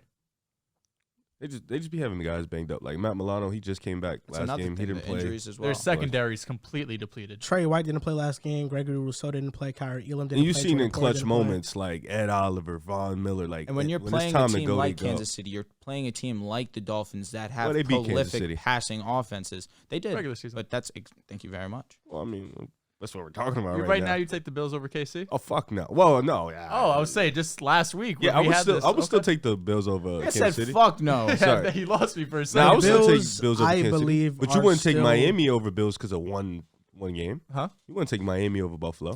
No, but Patrick Mahomes and the Chiefs a little bit different animal. Yeah, I understand. I mean, the playoffs is like shit. I still have the Bills winning the AFC East. I like that you said potentially the Patriots make the playoffs. They're not going to make the playoffs. Patriots are not going to make it. I'm sorry. I don't think they are. I mean, that's Show a them fine, little bit some love. You know what I'm that's saying? a fine. It's fine. I mean, What, they're they the 5 and Patriots. 4? Yeah. 5-4, yeah. All right. They won 5 games. the Dolphins have been hot, but they have a stretch of games in the second half of the season. We're creeping towards it. That is difficult. You face Buffalo on the road. You're going to face the Packers at home. You're going to face San Francisco. You're going to face the Jets again. You're going to face the Chargers, which they're not going to be a cakewalk either. I look at the Jets, and they have an easier schedule than some may think. Would be crazy if they We win. do face the Patriots at Gillette this weekend. It's going to be a tough game, but I think the Jets can win. Back at home, we face Chicago. That's a win. Chicago has been really good offensively. hot. I think that's going to be a terrific game, but the Jets should be favored, no doubt. Our defense should put an end to this Justin Fields run that I think he's been on. We face the Vikings. The Vikings are always in one-score games. Where at? That's winnable at Minnesota, but we're road warriors. They Undefeated. We can win face that game. Buffalo again, then we face Detroit, then we face Jacksonville, then we face Seattle, then we end with Miami. If So 4 tough all games. goes according to plan, There are a couple tough games. Just we- about I 4. think- I count 4. I think we can beat the Patriots, we can beat the Bears, Lions, Jaguars. Those are 4 games in itself that I feel like we should be favored in them. Seattle may be a toss-up, Mm. and I think We're on the road. We'll and- be underdogs. Yeah. Oh, we are. Oh, yeah, Yeah. you are right. Wow. Okay, yeah, that's true. Minnesota, I think, is winnable. The only games I really don't think that I wouldn't favor us in are the Bills. I even think the Dolphins. We'd be underdogs at Miami. We'd Yeah, beat we them would, already. but I think we can beat the Road Dolphins dogs. too. You guys are road warriors. And I I think- keep yeah, I think we can and for sure. Zach Wilson is going to start playing well. He's going to start playing really well. I'm sorry. Week 18, I'll put my entire house on it. You guys are not beating the Dolphins. Well, it Well, if it depends because rains, what then if they different what if they story. rest the players? I think if the division's on the line, they're going to play. Oh, of course. Yeah, division's yeah. on the line for sure.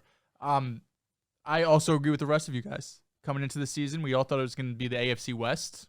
Got the conference right. Maybe didn't get the division right. AFC West has really not lived up to standards, and we thought the Broncos maybe had a shred of life.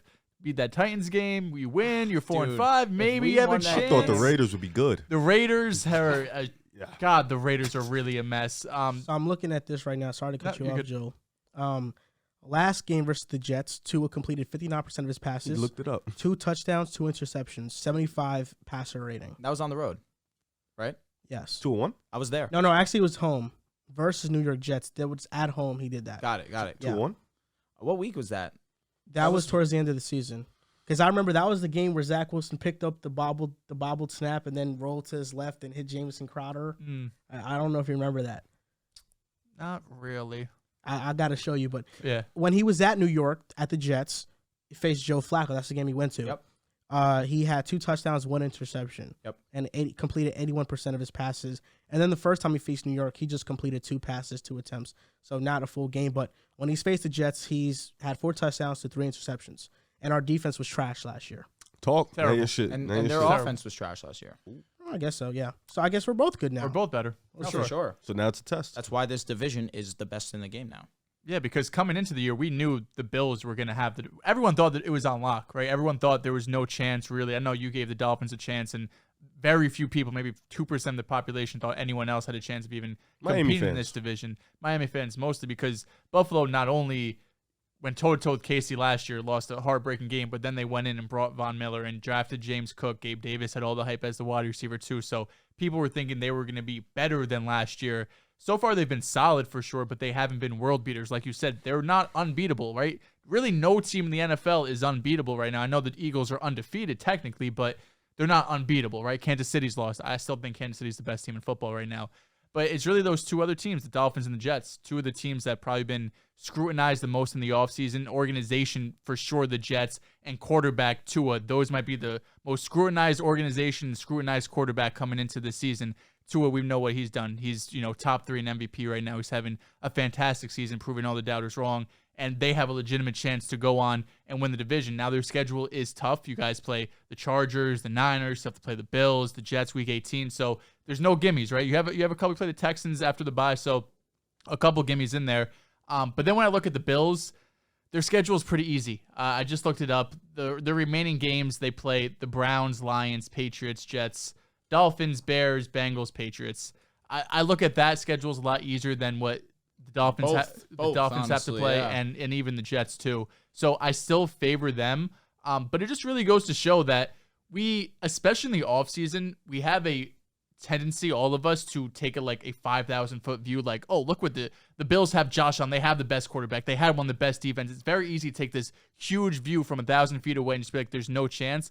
But we have to remember, once we're in the season and it's week 10, 11, and things are really going down, how tight the NFL really is. Because week in and week out, we see all these crazy upsets. We see whatever might be injuries, bad luck. Like, look at this Vikings and Bills game, right? Like, all of the things that went right for the Vikings went wrong for the Bills could happen on any given week. So in the offseason, it's very easy to look at the Bills coming into this year and be like, they have it. But we could see now, it's not going to be a cakewalk for Buffalo that everyone thought, right? The Jets defense is legit. The Miami Dolphins offense is legit. I know I'm not talking about New England. They've been a solid team.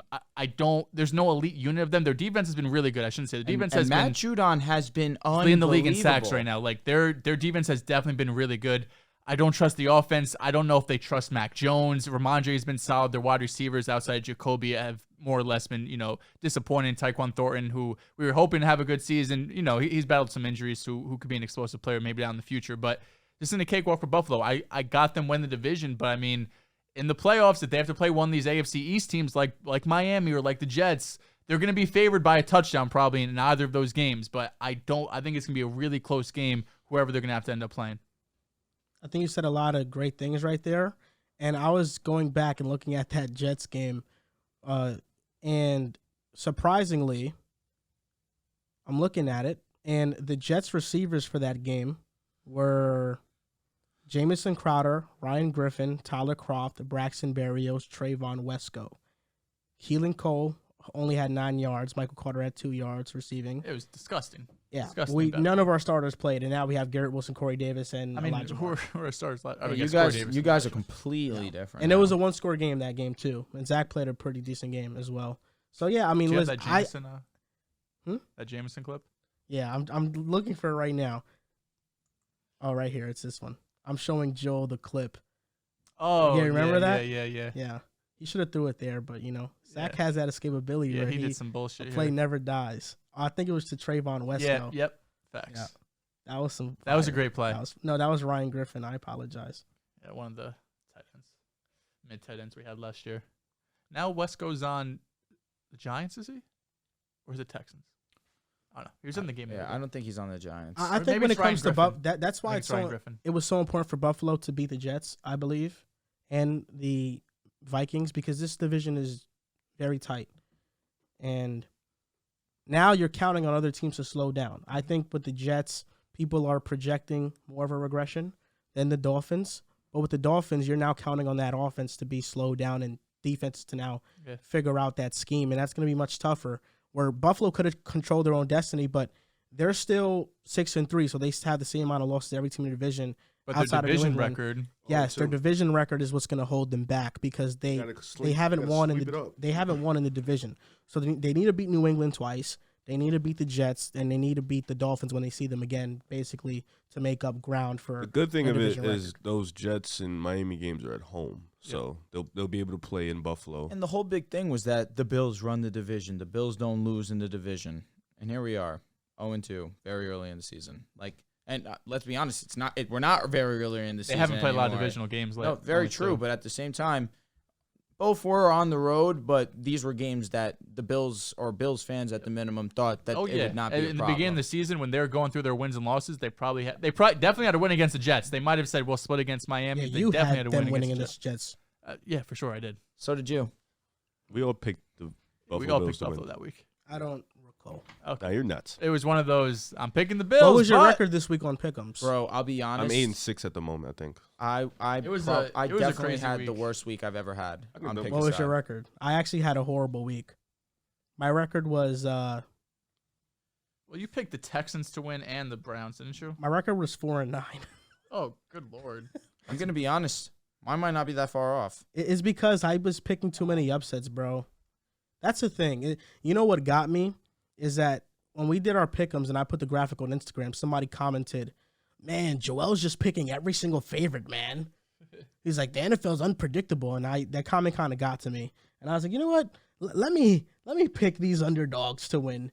And I picked the underdogs, and then they don't win. So I have 4 wins. I'm 7-7 right now. So these were my losses. I thought the Seahawks were going to beat the Bucs. I had the Bills beating the Vikings. I had the Bears beating the Lions. I had the Broncos beating the Titans. I had the Browns beating the Dolphins. Texans beating the Giants. The Raiders beating the Colts. The Cowboys beating the Packers. And the Rams beating Arizona. Yeah. Come on, man. So the one I got right was the 49ers over the Chargers, the Steelers over the Saints, the Chiefs over the Jags. Yeah, I'm 7-6 right now. And the Panthers over the Falcons. I think there's been 14 games. Is there a chance that the Commanders win tonight? The Eagles didn't play yet. Oh, right. I'm 7-6 as well. So I'm going to be 8-6 tonight. So, yeah. Me too, bro. That's cool. Hey, I don't know. This couple This ball week has knowers. been very unpredictable. This was so egregious. I'm sorry for reading it, honestly. So on the Instagram post of all our pick'ems, someone said, "Riv all the fucking way. Joel, or maybe Joel, suck a fatty." Oh, shit. Who liked it? One like. Does it have a like? New York Knicks hub. That's actually funny. He threw up a gangster. That's because I always pick against the Giants. I mean, a lot of people were mad that you didn't pick the Giants. Yeah, they were like, of course he's picking the Texans. I mean, that was crazy. I don't know. Shout It was out my close guy, game. Jap. Picking the Browns Not also life. was crazy. Davis Mills, franchise quarterback, folded. He folded. It's a shame. He had some nice passes, but yeah. Yeah, and he's just been horrible. In Somebody the red zone. said every time they all choose the Raiders, we lose. Yeah, suck. You may have missed it. So If you were on the if you tuned into the show last episode, we did a parlay for Boom Fantasy. And it was matchups. Jalen Waddle over Amari Cooper receiving yards. Jalen Waddle won that one. lock. Fields over Montgomery rushing yards. That's lock. And Dak Prescott over Aaron Rodgers passing yards. I think it was like a +4 spread or +4 cushion for Rodgers. Dak had 265. Rodgers had 224. So that also locked. There we go. Which means that I actually had I had Amari Cooper receiving yards. But if you listen to Riv and Drew, you would have hit on your parlay. And I do appreciate the added effort of people that go on Twitter, they screenshot the Boom Fantasy parlay, they tag us, and we always interact, and on Instagram as well. It's great. Always appreciated. It's great you say that because one of the guys I interact with the most, honestly, on Twitter, he's a Saints fan. It's VJPete_32. Shout out to him. He's one of the bigger Tua haters that I know, so that's why he gets a little bit more interaction from me than others. However, he's also big into Boom Fantasy, and he sent me one of his slips that he hit on. Jarvis Landry over 31.5. That hit. Playing. I apologize. Justin Jefferson over 82.5, that hit. Stephon Diggs over 79.5, that hit. TJ Hawkinson over 30.5, that hit. And Kirk Cousins over on completions 21.5, that hit. Bro turned how much into? He turned 10 into 100. Wow. Just like that. So shout out to him for that. If you guys, if you want to, play along with Boom Fantasy, if you tag us on Twitter and Instagram, we'll make sure to shout you out in the next show. Absolutely. I just wanted to make sure that I gave him that love because that was a fire ticket. Tonight we have a parlay. By the time this show is aired, it would be over. But this is Riv. He made this and he branded it Pick a Side. So we're all falling under this. Okay. Keldon Johnson over 5.5 rebounds against Golden State. It's manageable. He's a great rebounder. Devin Vassell over 1.5 steals plus blocks. Pesky defender. Yep. It can happen. Yep. And Paul George over 5 assists. I think that can Paul happen. George, one of the more $10 underrated to win playmakers. $60. If you make 3 picks, you can 6 times your money. You make 4 picks, you can 10 times your money. You make 5, you can 20 times your money. And the Modern Warfare 2 giveaway will be ending soon. Tomorrow. So this is your last chance to deposit into Boom Fantasy $10 or more, get entered into Modern Warfare 2 giveaway. And we're also going to be doing another giveaway because recently we have partnered with this platform you guys may have heard of, which is called Playback. We can do watch alongs together. We can live stream games. It's like Twitch basically. We watch the games together. We'll be in the chat. And it's really cool also because we can bring you up on the stage to talk to us as well. So it's not just you're in the chat because you can actually come up and we can interact. We'll be watching the games. We'll be there. And I think for people that are going to be in our playback rooms and they're going to be watching with us the games, we're going to do NBA games. I want to do a little giveaway because in order to watch the games with us on playback, you have to either be subscribed to YouTube TV or a cable provider that they support, or you have to have NBA League Pass. Not everybody has that. So if you deposit $10 or more into Boom Fantasy, you'll be entered not only into the Modern Warfare 2 giveaway, but you'll be entered into a chance to get NBA League Pass for the season as well. So you guys can watch the games with us that we're going to be hosting on playback. I'm excited. Excellent idea. Excited to lock in. Got to watch some Celtics games. Best offense in the NBA. Celtics are always on prime time. Yeah, right? Never in doubt. I'm not dapping you. Why? Not dapping You know what's funny? Because I remember we was at the bar, me and Jill. Always had the best conversations. And I told him straight up, I said, listen, man, you're going to lose to Golden State. Yes, I remember this conversation. Yeah. But I told him, but next year's a year. It's the year. Oh, this really? Yeah. Okay. I told you that. Okay, just because, in the summer, August, we got into some debate. It's actually funny. I was at a wedding on Saturday, and, I haven't seen my aunt, uncle, and cousins in a while, and they're like, oh, if you just Google your name, you come up and pick a side, and the video is Joel Dehls flips on Joel for the Nets Celtics date we had in, August or whatever. And I was thinking, I was like, I haven't seen them in, 6 years. I was like, I got to remember. For me. Really? When yeah. Joe Dehls I gotta remember what I'm saying on here. That's hilarious. The heated debates are always funny. I was at this girl's shop, my new hairstylist, and some dude came in. He was like, "Hey, you're the guy with the podcast." He's like, "Yeah, man, I hate Joel, man. He just hates on my Giants, man." I was like, oh, shit. I'm definitely the most polarizing on the show. I feel like people either love me or just hate me. People literally come up to me and say, "I hate your co-host." I'm like, "Which one, Joel?" Yeah, okay. It's always Joel. It's always you hating on it's the the Flip Bayless, Mr. Flip Aside. Flip aside. Yeah. Well, what's your favorite nickname? I think Mr. Flip Aside is my favorite nickname. It's a hard nickname. Yeah, I think it's cool. I think it's cool. Embrace it. Yeah, I've already embraced it. It's in my bio. It might not actually. I might have taken it out, but I do embrace the name. Somebody commented it on my recent video, and I just put an emoji of a pancake. You're welcome for that one. The pancake or Flip Aside? Nah, pancake. Oh. The Flip Aside, that shit's hilarious. You may have missed it. Jeff Saturday gets his first win as an NFL head coach. And I will say this. Was it a slap in the face for the coach to make him the head coach? I believe it was. But I feel like at this point, people have to suck it up and get over it. It's already done. That's a fact. People are so annoying with this fake being pretentious about Jeff Saturday. They're trying to show these ethics they have and high morals of, where they stand in society. I feel like most of it is virtue signaling. Jeff Saturday is the head coach now. All right. It may not have been the smartest decision, the best decision, but get over it. Like, it might have been a travesty to head coaches, but it is what it is. It happened. And although he's not a coach, it's not like they hired a random guy. He is a Hall of Famer. He's a Pro Bowl center. He has played with a bunch of great players. He's been to Super Bowls. He's won them. I mean, at this point, you just got to let it go. Now, am I going to credit Jeff Saturday for this win? Not entirely. I think he has a part in it because I think the Colts now, they're spirited. You can see it in how they play. And making Matt Ryan the head.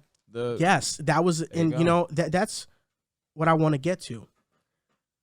While I may have not agreed with the Jeff Saturday hiring all the way, man, is he smart. He's a genius. And the reason why he's a genius is because he saw the Colts and said, the only way we're going to win is by getting Matt Ryan back as a starting quarterback. Because he was benched. To bench a guy like that is a travesty. It's really sickening. Jim Irsay, I think, actually benched Matt Ryan because he knew Sam Ehlinger would lose games, and then it would be much easier to fire Frank Reich. Because with Matt Ryan, they would have kept winning. They would have been afloat. In 8 starts this season, Matt Ryan has 5 fourth-quarter comebacks and 4 game-winning drives. Let's cut the crap about Matt Ryan about how he's not clutch. There's a reason why they call him Matty Ice. Yo. He had this 34-yard run. I thought 39. He's 37. I thought he was 27. 39-yard run. I thought he was 27 years old the way he was moving. He's always had this in him, though. And Had what? entering that day, Dog. he's always been that. Entering Sunday, 6 of the last 7 coaches had lost their team debut. The only one in the last 45 years to win was Jim Caldwell in 2009, and now Jeff Saturday. Matt Ryan completed 75% of his passes, 222 yards, 1 touchdown, 109 passer rating. The first time ever this season where the passing offense has been balanced with the rushing offense, and I wouldn't even say balanced. I think the running game was better than the passing game, and you see how much more open this offense became. And shout out to Parks Frazier, first time being an OC, he called a tremendous game.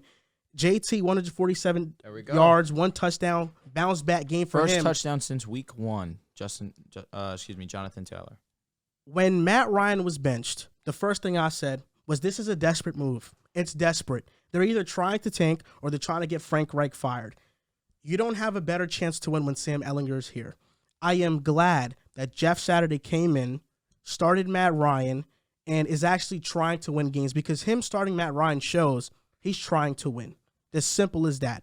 And I couldn't be happier for Matt Ryan.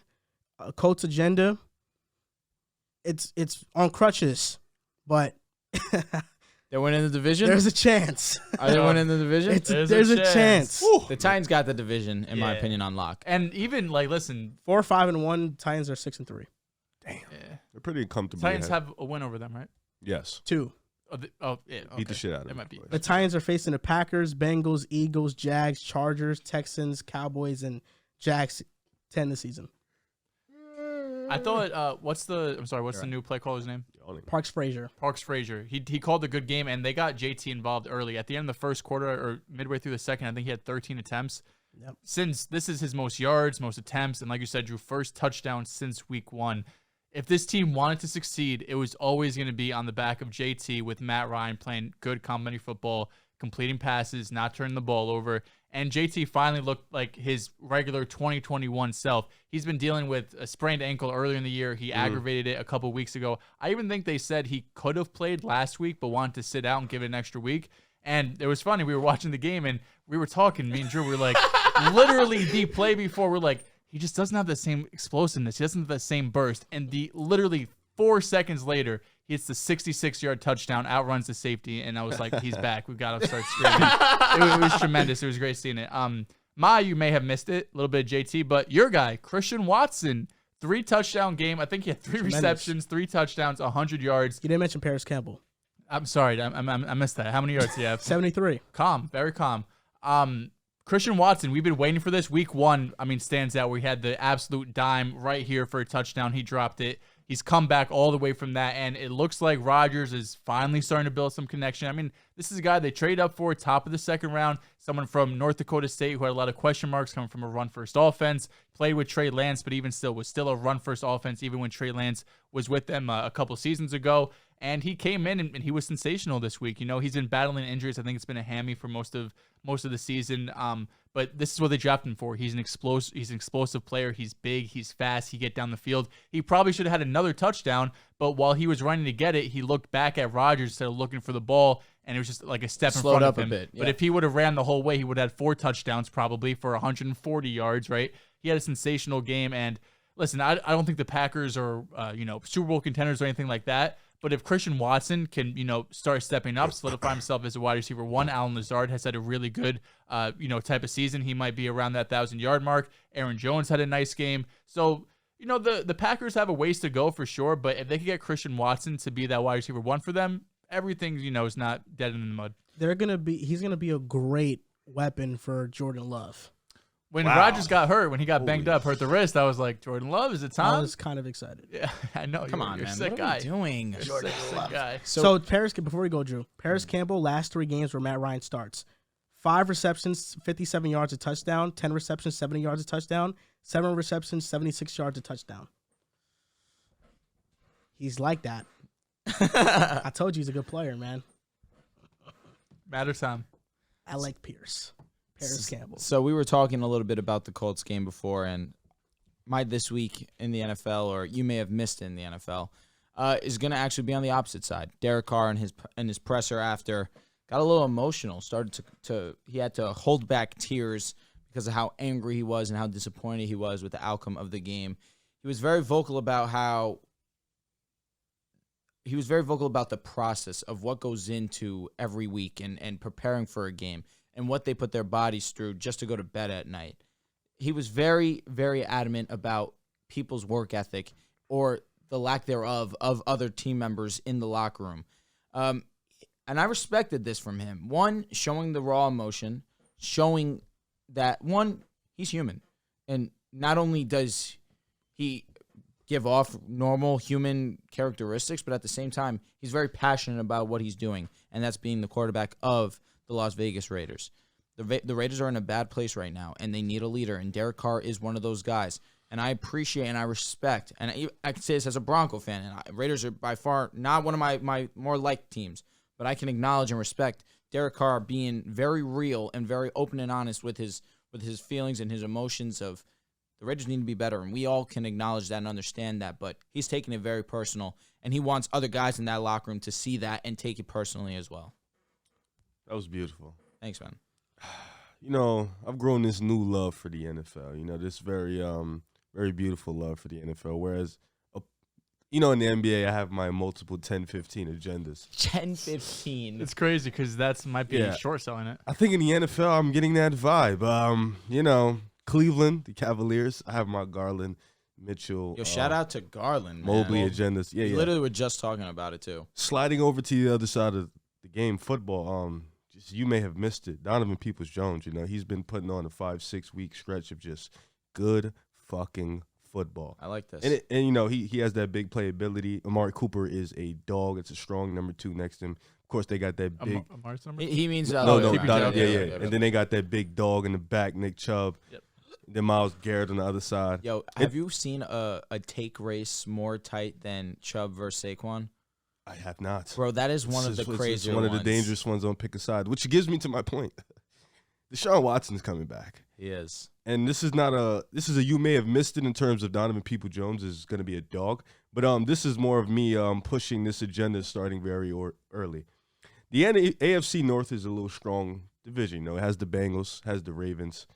Next year, the Cleveland Browns are going to own the division. Really? Yes. Okay, I With like Deshaun that. Watson coming back in a few weeks, this is probably going to be the year he just gets his feet under and stuff like that. But next year, with Donovan Peoples-Jones emerging, Coop, you got Chubb, you got Garrett, Denzel Ward. Hopefully he continues there. this is gonna be the team that runs the AFC North. I'm gonna put my stamp on that pretty early. I'm gonna make my jump on that and ride the wave. I'm officially standing Cleveland as a city. Bro's making his 2023 predictions.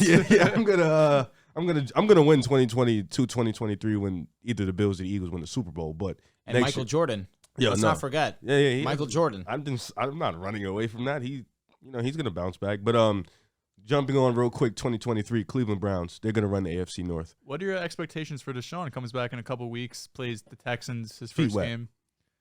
Yeah. 3 touchdowns. Oh, 3 touchdowns. Is more than feet, 285. He hasn't played football. I mean, when 2 you years, just have basically. God-given ability. Yeah. J.R. Smith didn't practice, I feel like, and you saw how great he was. Okay, I know, but if J.R. Smith has played basketball for 2 years, It's 80 didn't play ball for 6 months. Mike Vick was out for an extended period of time, came Yeah. back and was a savage. Donovan Peoples-Jones is projected to have 975 yards for the he's year. having a sensational season. Really has been and excellent. then wait till that You man said gets he back. was not good. I don't Did think any of us really spoke on Donovan We Peoples. did not. Indeed. I mean, I've never been a huge DPJ fan, but I don't know if I've said it on the show. Nah, he said it was mid. I believe it. Well, he thought Gabe Davis was mid. Well, that was casual. And I it's mean, unfortunate. okay, here Well, we go. DPJ The month that Gabe Davis talked. DPJ on his way. We'll be back in December for the next Gabe Listen, Davis discussion. all you have to say is, let's just be grateful that Sauce was not called for pass interference.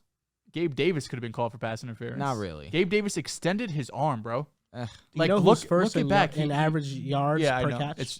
He's actually fucking clears everybody. It's Gabe? unsustainable. Yeah. What is it? It's unsustainable. Yeah, like it's like 10 yards more than everybody else. Gabe Davis extended his arm clear as day. They were hand fighting the whole way. I ain't even mad at that call. No, it was very clean. Not clean, but very No call. correct. Yeah. Very good no They call. were going DPJ both better. ways. The Sutton one, now that's a different Oh conversation. my god, Sutton one, that was egregious, bro. listen, Sauce is getting the benefit of the doubt his rookie lot. season. I love it. A lot. I love it. He's been fantastic. Cleveland. And I was actually watching a Brett Coleman video of Sauce. He just put one out a few days ago. Hopefully he doesn't curse him because he has a terrible thing with curses. But that first route of the game with Stephon Diggs when he went on that little kind of double He move, fried him. the entire season this year, the Bills, when Stephon Diggs goes in motion, have always run either an out or an in route. Never have they gone deep one time. Wow. But they knew Sauce was going to study the film. So the first play, they go in motion and they go deep, and that's why Sauce got beat. Because he was sitting there, you saw like he was ready for an out or an in. He was there. And on the other side, you saw DJ Reed open his hips, getting ready to go. Sauce knew with Diggs in motion, it's going to be an out, it's going to be an in. Just the respect level that Sauce has in the NFL already is really high. Diggs one of the best. Vibe, smart. Sauce is one of the best corners in the NFL I already. agree. Yeah. It really It's is. just gonna be crazy when the Cavs go to the ECF and then the Browns win the division. It's gonna be a beautiful thing. When, Shout out to the land. Shout out to the. So the Browns are fucking- doing it next year, right? Yeah, not this year. No, that's cooked. That was cooked Cavs 4 weeks ECF ago. this year or next year? No, this year. Okay. Yeah, Cavs this year and then Cavs Browns. Celtics, that'll be fun. Yeah, you're gonna get. Yeah, good luck. When are you gonna understand, Dehls, that when it comes to scouting receivers, I'm just a guy. Are you not gonna see that. Gabe Davis, Paris Campbell, I like Pierce, DPJ, Christian he's Watson, not mid. The You're guy. wrong. You're Christian, wrong. Christian DPJ, Watson. he's not mid. You were wrong. He's having a good year. You were wrong. You've been wrong a lot. Wrong. Yeah, you haven't. Your W's ain't been W'ing. You know what I'm saying? So I was thinking, if they join Boom Fantasy, deposit $10+, Yep. NBA League Pass, or a couple months to YouTube TV for free. YouTube TV is Their better. choice. Oh, yeah. Yeah, their You can do choice, that too. right?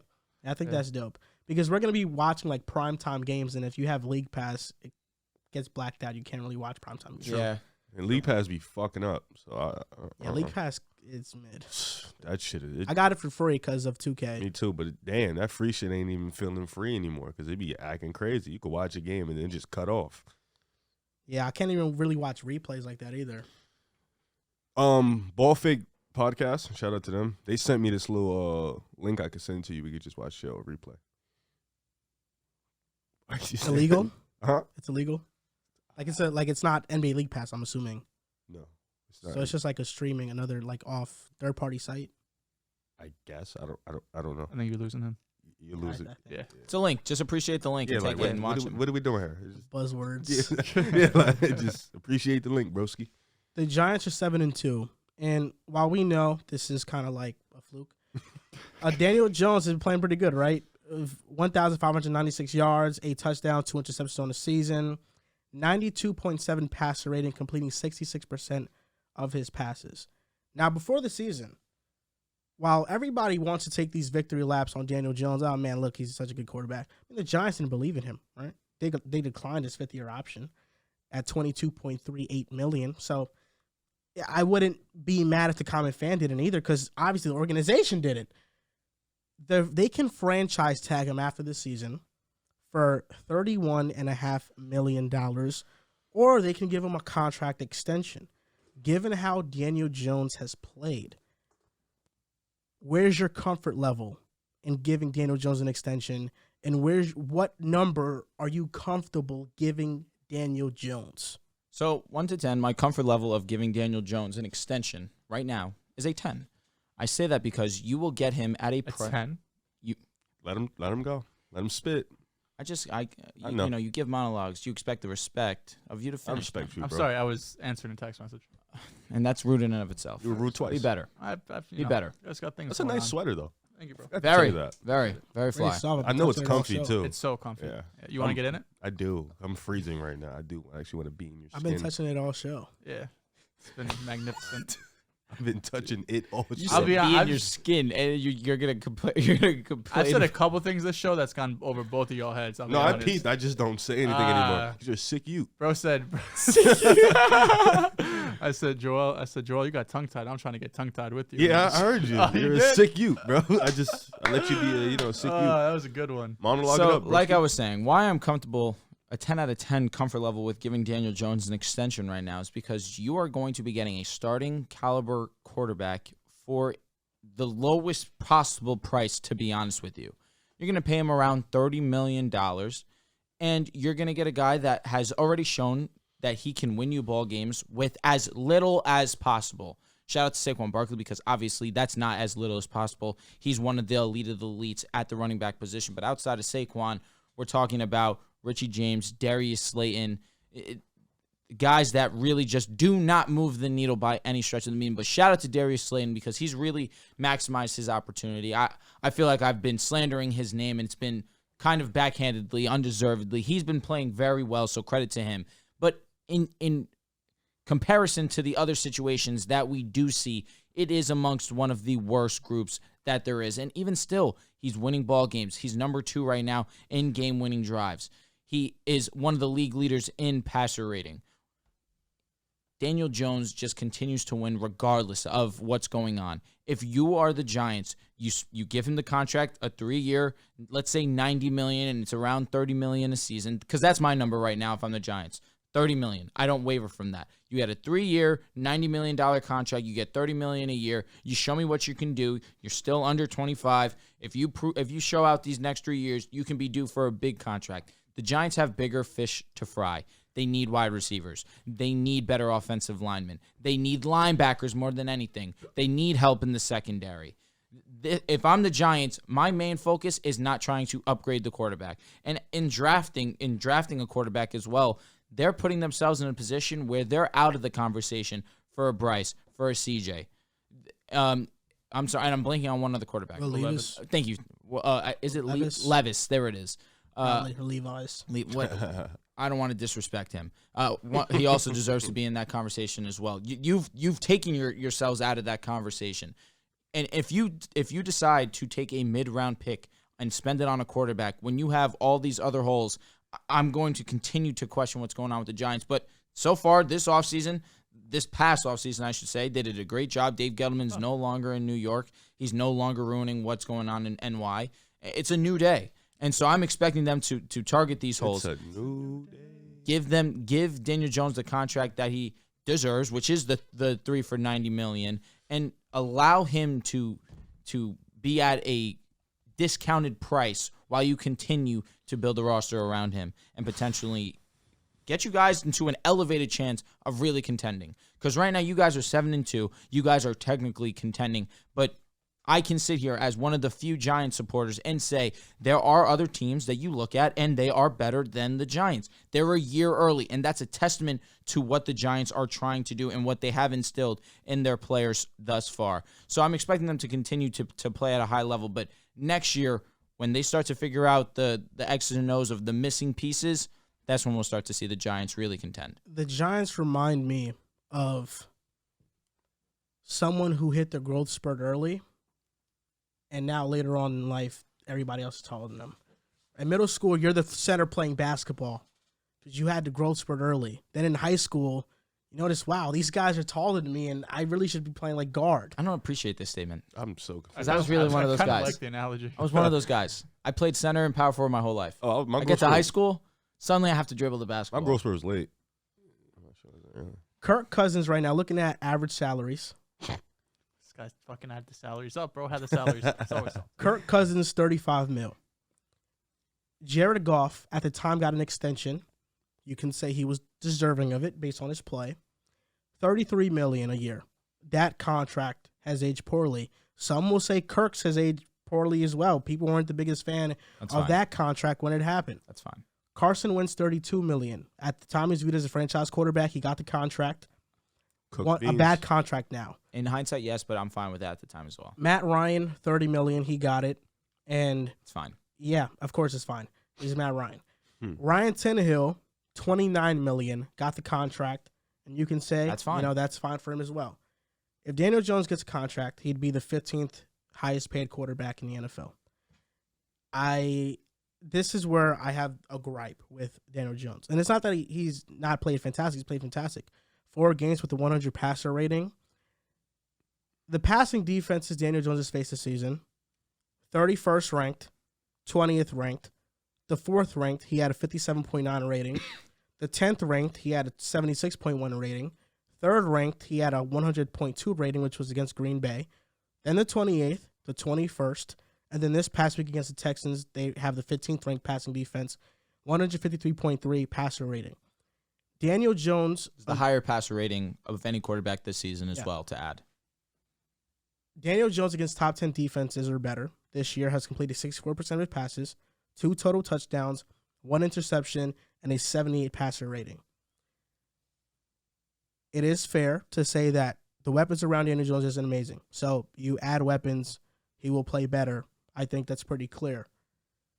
The Giants are projected to have $59 million cap space in 2023. Daniel Jones, they have to pay. Saquon, they have to pay. They pay Daniel Jones, let's say it's $30 million. Let's say Saquon gets $12 to $15 million. That now leaves you with about $14 million to now allocate to different positions because DJ and Saquon are taking up $45 million of your cap that you have out of $59 million. I would not extend Daniel Jones. I'd franchise tag him. Okay. If the Washington Commanders with Kirk Cousins franchise tagged them year after year after year, which in hindsight was a wrong decision because now they struggle at quarterback, I don't see any reason to guarantee Daniel Jones a long-term contract. We've seen guys like Carson Wentz, like Jared Goff, their contracts age horribly because you buy into them, and they had a better case for you to buy into them than Daniel Jones, and now it looks horrible. That's why I do feel like the Giants are a bit early on this because now they have these decisions instead of drafting one of those quarterbacks and starting over with a quarterback on a rookie deal. It's a tricky situation because I don't think it's indicative of Daniel Jones' play. I think he's been good this season. But if I'm running the organization, I'm franchise tagging him. I'm not extending him long term. I'm going by it on a year-to-year basis. So the question was confidence level 1 to 10, right? What would you put it at? 6 to 7. Okay. Closer to 7 than 5? Yeah. Same. I'm pretty there with it. The thing with the franchise tag is, it's an extra $1 million, so it's not a crazy number, but you're still paying him. I'm trying to get him 3 years, $30 million. That is a huge discount. It's a discount, especially in 2022. If he keeps playing like this, yeah, it is. I also don't know if he keeps playing like this, if he's going to be very cordial in those negotiations. I think he's going to want to maximize his money. The stats, the statistics themselves are not right there to put himself in a position to allocate for more. The wins are his bread and butter to get himself the $30 million, in my opinion. Yeah, it's just we've seen it's very hard to build around a quarterback once you pay that quarterback in the NFL. Sure. Correct. In the modern NFL, unless you have one of those top guys. I'm with you. So if the Giants do extend Daniel Jones, now you know you're stuck with him for a couple of years. And this is somebody who's had one phenomenal season Throw some respect on his rookie year. to this name. 30 turnovers. So He had a far. lot. He was a rookie though. He had 30 turnovers. Okay. He had. We're not going to say we said exceptional. If rookie year was not exceptional, it was fine. I'm not saying no. That's why. probably at this You point. that's why I said he had a good rookie year. Listen, he had a lot of touchdowns, right? He had some good yardage. I But wanna 30 say turnovers this- is going to lose you a lot of This games. may be. Winston vibes.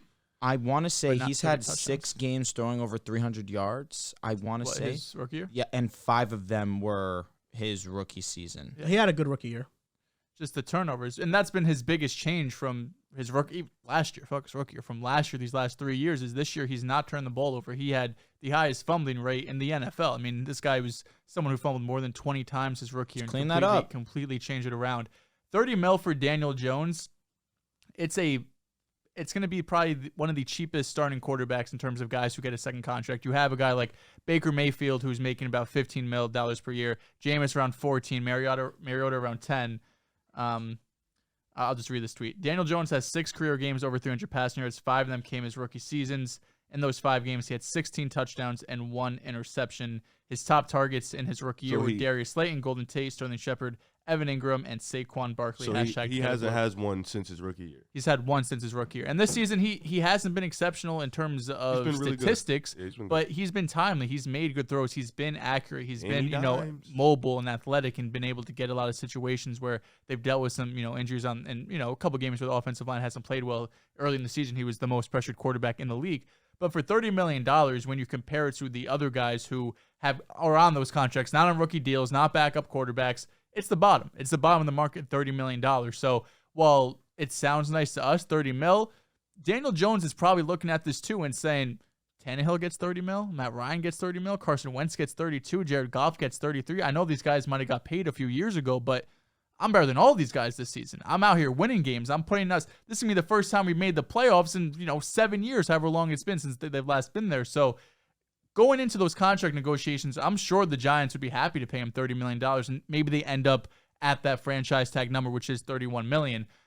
The more interesting thing is, and what it is for all NFL contracts, is what's the guaranteed money going to be? For sure. If it's $30 million a year and you have 50 guaranteed, that means you're tied for him, for about 2 seasons. If you give him $30 million a year, but if you want to guarantee $70, $80 million of that, the Giants are telling us they're committed for him for 3 full seasons. So the guaranteed money is going to tell you all you really have to know. The actual number, like he might go out there, get 3 years, $120 million, but $50 million of it's guaranteed. That doesn't have the same impact if you get 3 years, $100 million and $90 million is guaranteed, right? So that's going to be the biggest impact on the Giants. They have a lot to work out defensively. The weapons, as you mentioned, Drew, right? Daniel Jones is not their problem right now. They should feel very grateful that Daniel Jones is playing at this level because it makes things a bit easier for them. They don't have to go out and go in the Jimmy G, type of free agency trade, or they're not going to get a quarterback in the back half of the first round that's probably going to give them this production their rookie season. So Daniel Jones has far exceeded my expectations this year. Will he ever be, that top 8 franchise quarterback? Is he ever going to have a season Tua is having right now? I don't think so. I know, we knocked on Tua the last couple of years with his situation and his poor play, but, this is also year 4 for Daniel Jones, right? Tua was still young Tua, right? This is year 3. So Daniel Jones has had experience in this league. He has the coach now. He still needs the weapons, but even with the weapons, this does still feel like Saquon Barkley-led offense, relying on Brian Dable to scheme a lot of things open and eventually getting that defense up to par. But for $30 million, I'm probably around I'm giving it to him, right? Because what's my alternative? Who am I going to go out there and get that's going to replace him? There's really, unless they somehow get into a Lamar sweepstakes or they could really get a top-tier quarterback, is there a huge difference right now between Daniel Jones and Jimmy G? Probably not. No, I would honest to God take Daniel Jones. If you put Daniel Jones in San Fran, they are a favorite to win the Super Bowl. And I'm not saying true.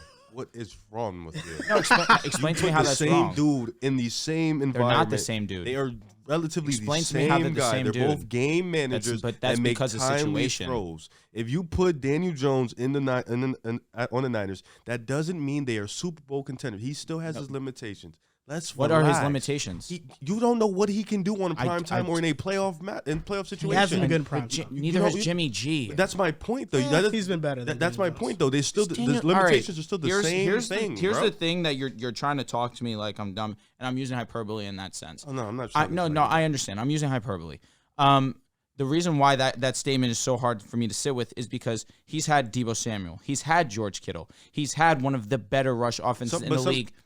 And it has not led to them getting over that hump. But sometimes Daniel Jones with Darius Slayton, with all due respect to Darius, with Richie James, Ellinger until he got hurt, which that's a big loss for them as well. Saquon Barkley gets all the credit in the world. He's still able to win games. Now, and this is also not with one of the best defenses in the National Football League. You put Daniel Jones on that team where Daniel Jones actually is one of the more accurate ball throwers for not one of the more mentioned quarterbacks in the game. When it comes to throwing the football, it's not a question. I would lean Daniel Jones. You give him Deebo Samuel. You give him George Kittle. And now a CMC to add to the mix. It's not a question. Daniel Jones would definitely. Does that put them over the Eagles? No, I said real contenders. I don't look at the Niners. You said Super Bowl. That's why. Yeah, that's you know what? Super Bowl. Fine. Okay. Yes, you could say that. No, but the only way that happens is if that puts them over the Eagles. Because right now we all agree the Niners are number 2 in the NFC right now. You know what? And I'm fine to stand on that statement. I am fine because the reason why I have the Eagles is because Jimmy G is limited. Daniel Jones expands the offense. Hold on. Because he's also mobile as well, and Jimmy G is not nearly as. He's mobile, but sometimes, and this is yes, we can say his weapons aren't great, which is a fact. Nobody's denying it. Not Deebo. Sometimes guys are just who they are, and sometimes in other I was told that about Tua, and that was sometimes in wrong. other situations we can't just judge of what could have happened. We have not seen Daniel Jones in enough primetime or playoff atmospheres. He's to know. 0-9 in primetime games. God damn, to know he's been on the Giants. That's going to hold which it is weight what with I'm you. saying though. In terms of in that situation with the Niners, we don't know what he's going to look like, so we can't just automatically assume if they get a slightly better quarterback that makes them a Super Bowl contender. I think he's I would say significantly better. The fact that the Niners are 10-2 when he's thrown 0 touchdowns is not they don't win because of Jimmy. But Daniel Jones hasn't been great against top 10 defenses. Let's stop acting like he's done He's something. lost 2 games. But him personally, the team has performed. But him personally, him as a man, him as the quarterback, he has not been great. He has 5 game-winning drives. Exceptional game manager. He's One been of those drives against the Jags, he's been a A+ Jimmy G Against in the those Packers, moments. though, let's not play like that. He didn't go the full length No, field. Without Saquon Barkley. He had his moments, but he's been an A+ Jimmy G in London in games against top 10 defense. That's just a fact. Looking at Daniel Jones' primetime games starting at the beginning of his career. He also played for the Giants. Yeah, who the were 0-9 I know, but stink. there's some context to the stat. 3 interceptions, 35 passer rating. 1 interception, 74 passer rating. 2 interceptions, 79 passer rating. 1 interception, 92 passer rating. 2 interceptions, 74 passer rating. 0 interceptions against Washington, 102 passer rating. 1 interception, 96 passer rating. 2 interceptions, 57 passer rating. And then against the Cowboys earlier this year, 1 interception, 57 passer rating. That's been him in primetime. A lot of that wasn't. Well, that Dallas game wasn't was dog shit. Like, he hasn't thrown touchdowns for sure, but the passer ratings haven't been horrible. Some of them for sure. I just feel like we have to kind of respect Jimmy Garoppolo a little bit. No, I won't. Nah, no, it's crazy. I won't. No, it's compared nuts. to Daniel Jones, there's definitely deserved respect for Jimmy Garoppolo. I do believe that because that's fine. In 2019, I feel in 2019 the Niners went 13-3.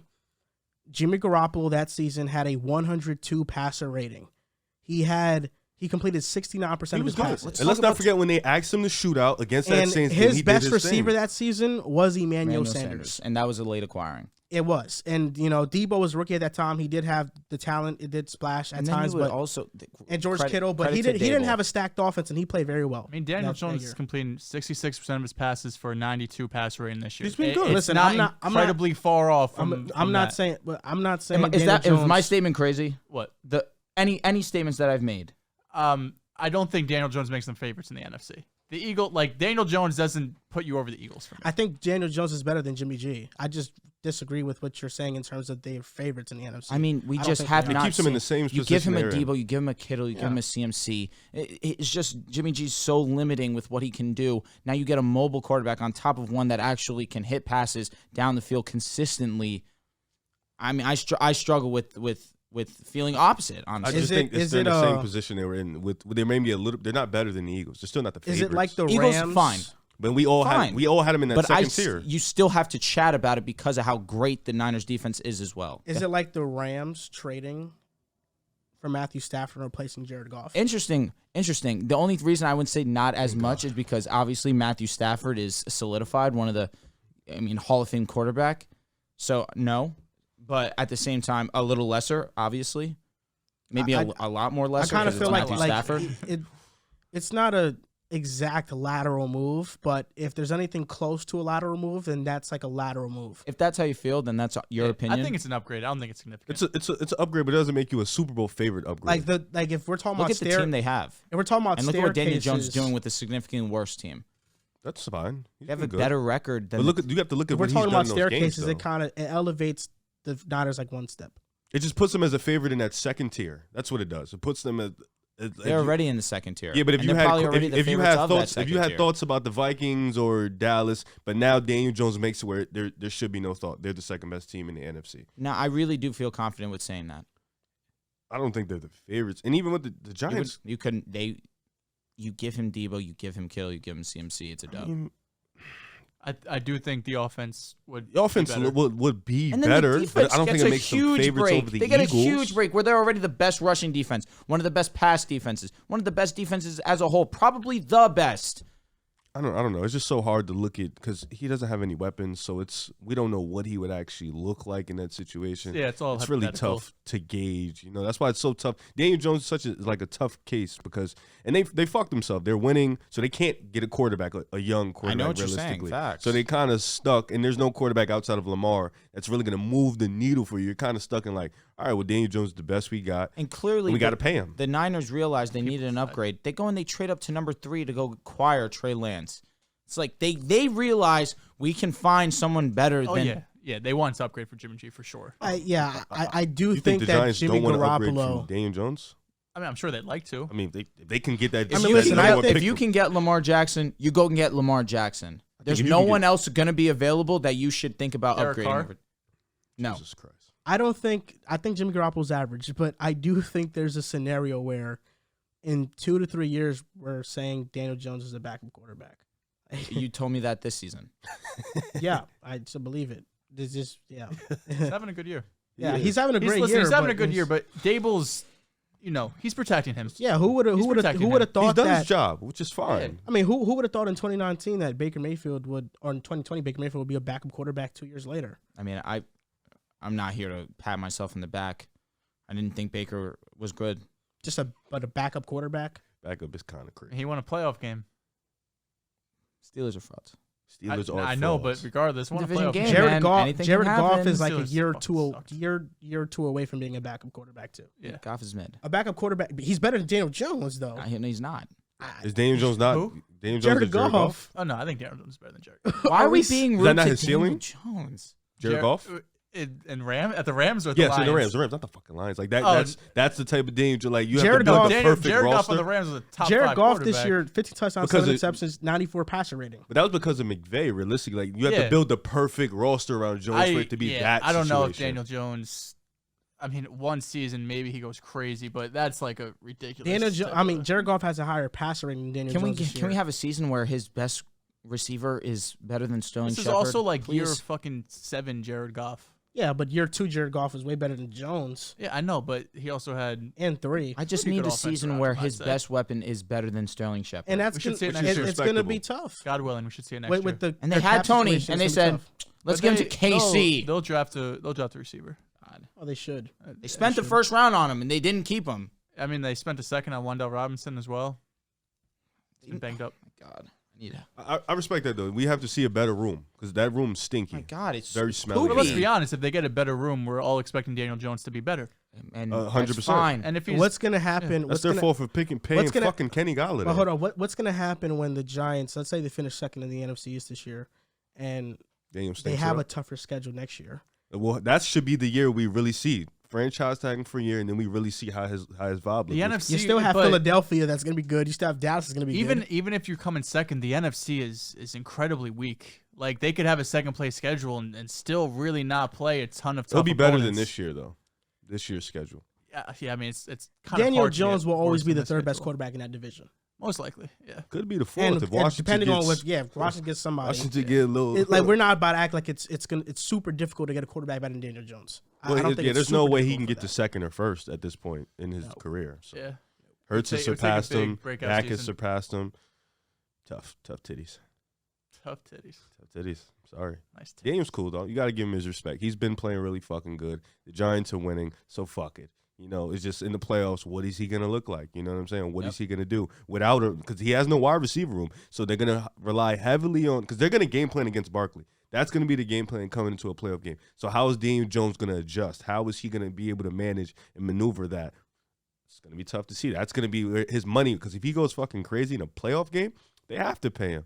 Like he has all the leverage in the world. So we'll see how that goes. The Dallas Cowboys lost to the Green Bay Packers. LOL. The Packers beat them 31-28. We mentioned it briefly when Joe talked about the Christian Watson breakout game. The Cowboys are now 6-3. The Packers are 4-6. A lot is made out of the Packers because they haven't been good offensively this year, and I do think the weapons has a large part in that. But at the same time, I don't think Aaron Rodgers is playing his best football. I do think that this game was Aaron Rodgers. And for the majority of the season, Aaron Rodgers has not been as good as he's been the past 2 seasons, and everything just clicked this game for him. They found the formula to win, and this is what they should have relied on earlier in the season. It's you run the ball, you play stifling defense. They have the 3rd best passing defense this season, and you have to take shots down the field to open up the quick passing game. And Christian Watson gives them that vertical threat, and he had a tremendous game, 107 yards, 3 touchdowns. He was my guy in the draft. I love Christian Watson. I still do. I saw a picture with his shirt off after the game. Hey, he's toned out. What is going on? No, he's toned out. No, but why did you bring that up? No, because I saw it earlier. But what, like, your reaction was like, hey, like, what, like, you liked it?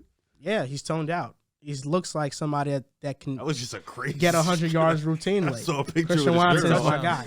Okay, you're attracted. You have a to him. type. There have been 4 games this year where the Packers have rushed for 150 yards or more. They've won all of them, I'm assuming.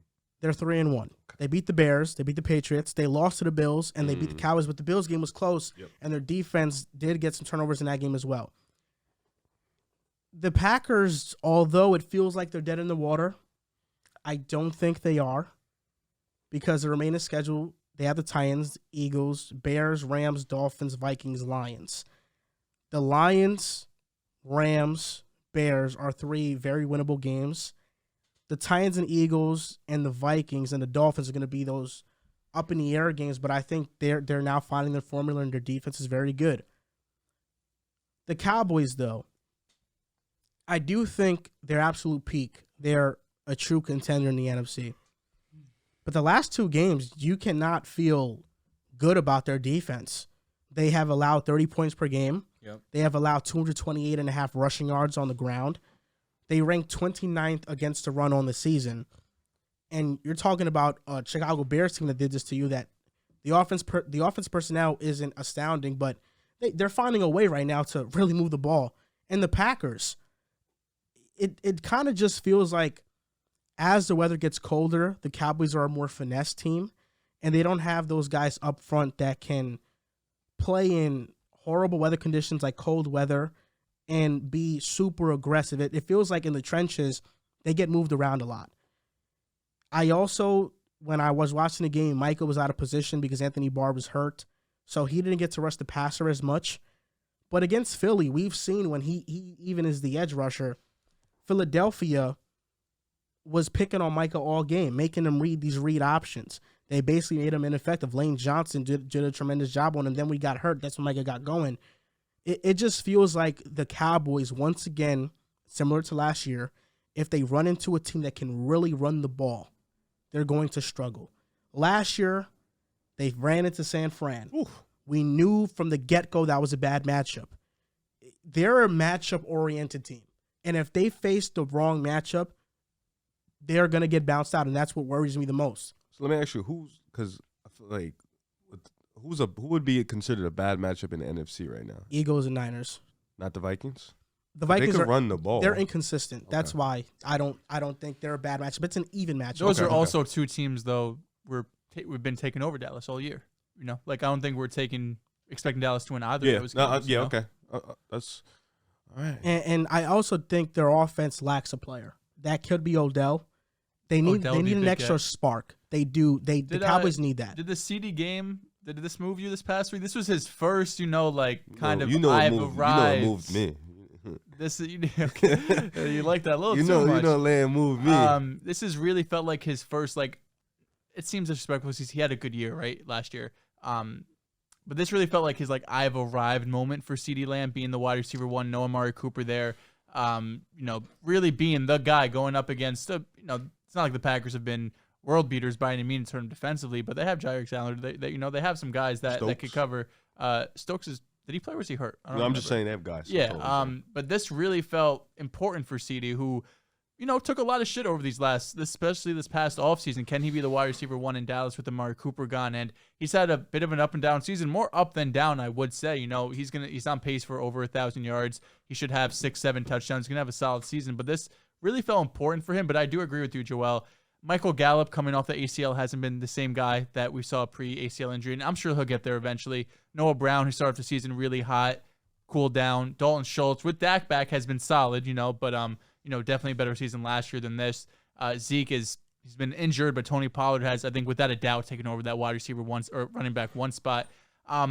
Defensively for Dallas, it's been back-to-back rough games. You're giving up 30 points against the Bears, 30 points against the Packers, like you mentioned, but I don't want to overreact too much to it, right? I do think in the playoffs, if it comes down to it, if a team needs that last-minute drive, you got some pass rushers there, right? You got maybe the best pass rusher in the NFL with Micah Parsons. You got guys in the secondary that can make plays on the ball. So I don't want to overreact too much to just 2 games, although it looked like the Packers were dead, right? They were on a 4 or 5 game losing streak coming into this week.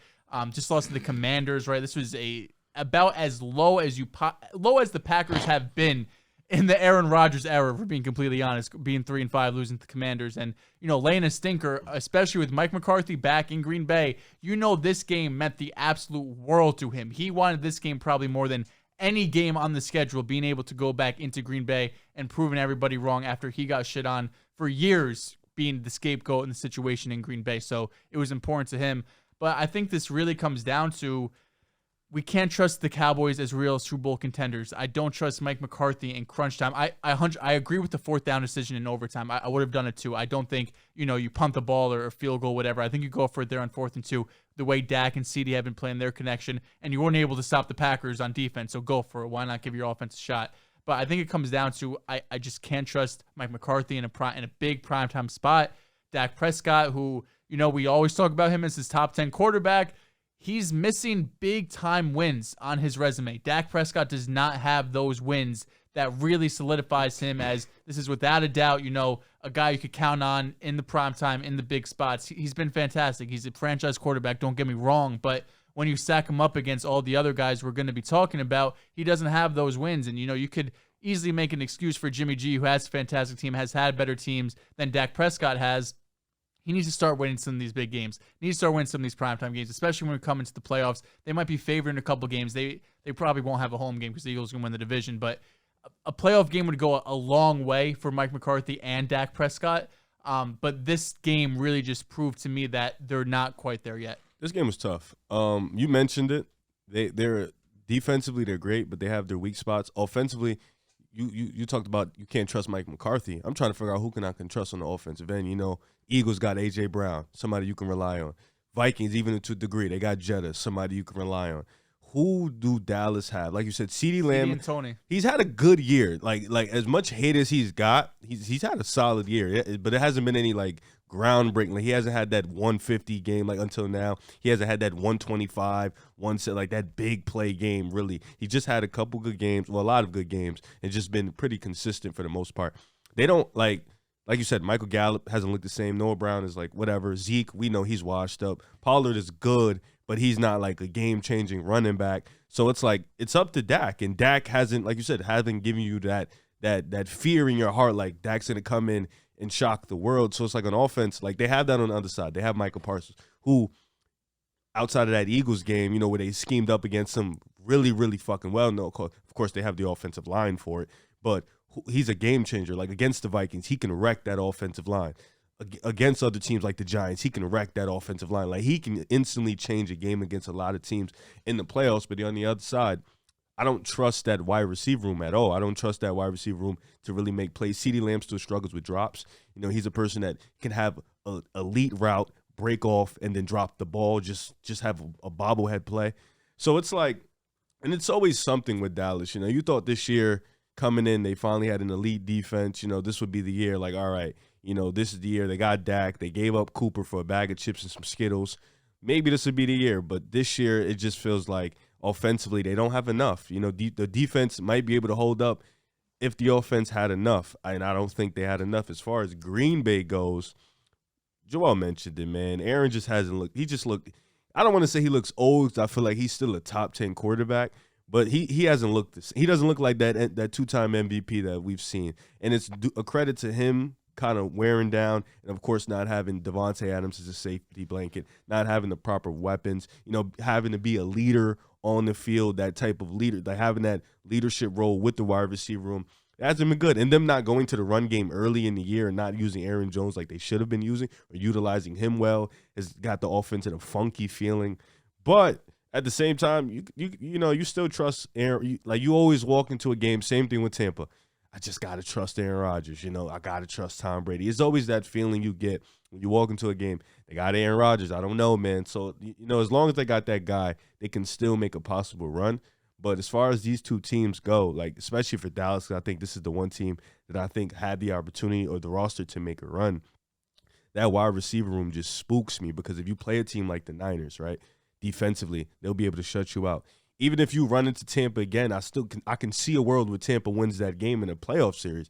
So you go to play Philly. That's a team that can scheme up against your one wrecker on defense and Michael Parsons. And what are you going to do on offense? They have a bunch of guys who can disrupt the offense.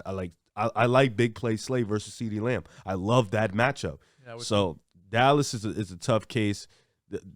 I don't know what they're going to do offensively. Odell would help, but Odell is another one where it's like he can come in and change, but he hasn't played ball in a while too. You know, he's coming off an injury. What is he going to look like? They're going to come in, and if he goes to Dallas, they're going to need him to be a game changer immediately. They're going to need him to fix that offense, help that offense, utilize him well. We don't know how he's going to look. You know, he looked great with the Rams, but who did he have? He was running behind Cooper Kupp, who was a devastator, somebody who needed two guys to cover him at all times. With CeeDee Lamb, you don't really need that. You know, he's not that type of receiver.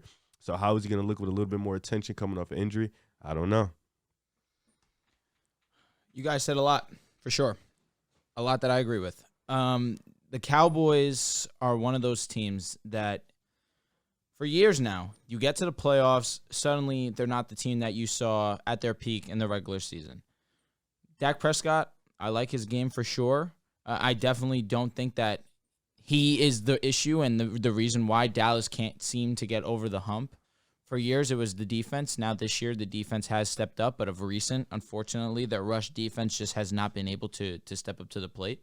And that was the reason why the Packers were able to expose them yesterday, really. It opened up the pass game, and where Rodgers had his shots and took his moments to move the ball downfield. It was because the run game opened it up. Aaron Jones was exceptional. Aaron Jones has been one of, if not the main contributor outside of Aaron Rodgers to this offense, both in the run and in the pass. And even A.J. Dillon got it going a little bit. But Christian Watson having the 4 receptions for 3 touchdowns and over 100 yards, that's obviously a huge added bonus, especially when Lazard kind of had a nice catch over the middle of the field to get him some yardage, but really was quiet a good portion of the game. It was really relying on Christian Watson and Aaron Jones to get them going. Rodgers and company have struggled. I do believe that that's due to their lack of weapons. The defense has been a disappointment in terms of what we were expecting coming into this year. We expected them to be one of the best units in the league, and up until this point, they just have not been that. Their rush defense, is still not good, as Tony Pollard rushed for over 100 yards on them. Tony Pollard continues to be exceptional. And as a Zeke stan, Zeke's one of my favorite players. I can be open and honest. Tony Pollard just looks better than him, has looked better than him this entire season. He needs to be the primary back from here on out. And Dak, where he struggled yesterday and kind of started off iffy, he put them in a position to win the game. Defense kind of let them down. Aaron Rodgers was Aaron Rodgers that we have grown accustomed to, and was able to put the Packers back into the game. But it's an away game in one of the tougher environments to play in Lambeau Field. The crowd was into it. The fans were really riding behind their guys, and Rodgers and company were feeding off that as well. It's a game Dallas should have won. Up 2 scores, no excuse to lose the game. I'll put blame on Dallas as well for not being able to score down the end, but they came out into the second half, started that third quarter, touchdown drive, but then kind of stalled a little bit, weren't able to get points on the board. But I'm not looking at this game, and this is the one that I'm thinking Dallas has took themselves out of contention. I still believe that they are a contender, but in that second tier, I do have the Eagles by themselves. But this is not one of those games that I'm gonna look at and highlight and say this is why Dallas won't be coming out of the NFC. I don't think Pollard's gonna out carry Zeke. Correct. Because they just pay Zeke too much money, and Jerry Jones loves Zeke too much. They can't bite the bullet, but Pollard has been better than him for a while now. He has, and he's shown with more opportunity. It's so clear, and I think that's something that can hold them back. And hopefully, the stubbornness of Jerry Jones doesn't interfere with that, and the coaching staff probably still being delusional that Zeke has more in the tank than Pollard. The Buccaneers are on a 2-game win streak. They're 5-5. They beat the Rams. They beat Seattle. Brady is 2-0 since finalizing his divorce with his wife. Jesus Christ. So maybe the added attention to football and not paying attention to what's going on in his personal life has boosted up the Buccaneers a bit. The Rams game was ugly, but Brady pulled out a win. And against Seattle, I just thought it was a balanced game. Rachaad White, 106 yards rushing, 105 yards rushing. And Brady on the season, it's funny because all year long, all I heard was takes that Tom Brady's done. Oh, Tom Brady is the reason why the Bucs are not that good this year. Stupid, always. It's always stupid because Brady this year, 12 touchdowns to 2 interceptions, 91 pass rating, 15th in QBR, and I even think those numbers are a bit low. Brady has still been a great quarterback this season. Tampa has the 4th-ranked defense, 5th against the pass, 14th against the run. Their offense is 4th in passing, 31st in rushing. The game against Seattle told me one thing. Tampa Bay is at their best when they're a balanced football team. When they went on the Super Bowl run, in the playoffs, the rushing yards were 142, 127, 76, and 145. Tampa has to be more balanced, and it seems like they're starting to become healthy now. You have Chris Godwin playing back at his level. Mike Evans is healthy. Julio Jones is healthy. The run game, I think, making the switch from Leonard Fournette to Rachaad White has given them more juice offensively because Fournette does look a step slow. And you look at the Buccaneers' remaining schedule, the Browns, the Saints, the Niners, the Bengals, the Cardinals, the Panthers, the Falcons. That's 5-2. I think they lose to the Niners and Bengals. That puts them at 10-7 for the year. They'll make the playoffs. They'll win the NFC South because Atlanta, Carolina, they're not a threat. The Saints are not a threat. And Tom Brady in the playoffs, anything can happen. So, right. And that's as simple as that. I think anything can happen when you have Tom Brady. He's proven that he has a resume. The Buccaneers are clicking at the right time. That's simple as that. Good catch. Glove. Very good catch. I'll tell you what, I definitely am under the same belief. What had been the issue up until this point is that the offense had struggled to be consistent. But there was reasons for that. The offensive line came into the season banged up a little bit. You had Chris Godwin that was going to miss some time, and he was still finding his footing since returning. Rob Gronkowski is no longer there. Julio Jones missed some time. Mike Evans even got suspended. There was just not enough time for this team to get consistent on the offensive side of the ball. Now we're starting to see Gotti get really comfortable in his place as well. Mike Evans is Mike Evans. When he's on the field, he's amazing. Julio Jones had an exciting play yesterday. He looked like he had a burst behind him as well.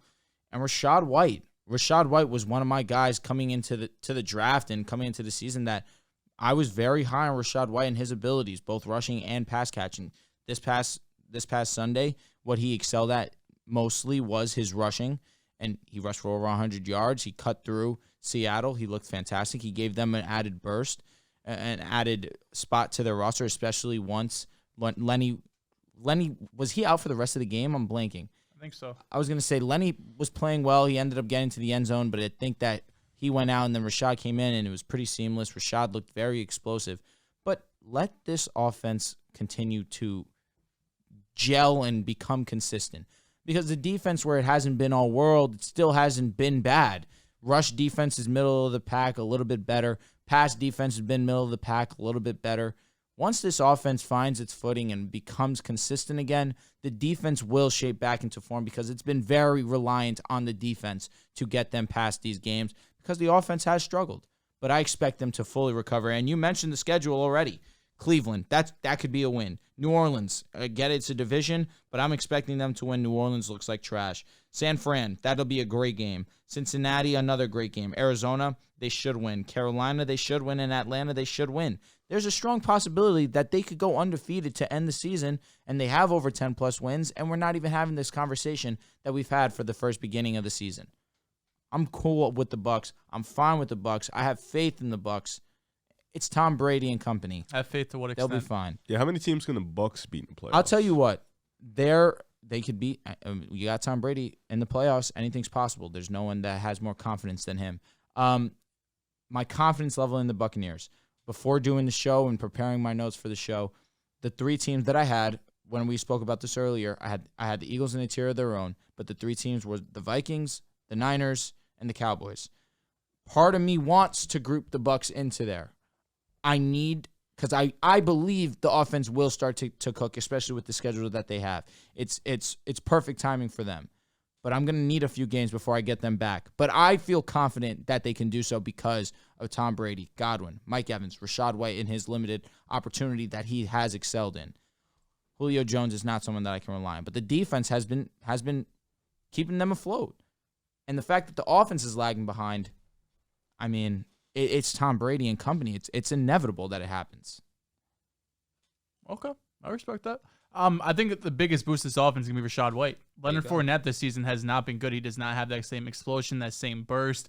Even short yardage situation, it looks like he's not really the same guy. I know as a pass catcher last year, he led all running backs in receptions, but right now I'd rather have Rashad White out there. I think he gives more juice to this offense that, listen, Godwin is coming along for sure. I think him and Mike Evans are neck and neck. Evans is stud. But Rashad White gives you a bit of youth, a bit of energy, a bit of explosiveness that you might be lacking on some other sides. I know Julio had a nice, 20, 30-yard touchdown, but that's unfortunately not something you can really rely on week in and week out. We know how good Mike Evans is.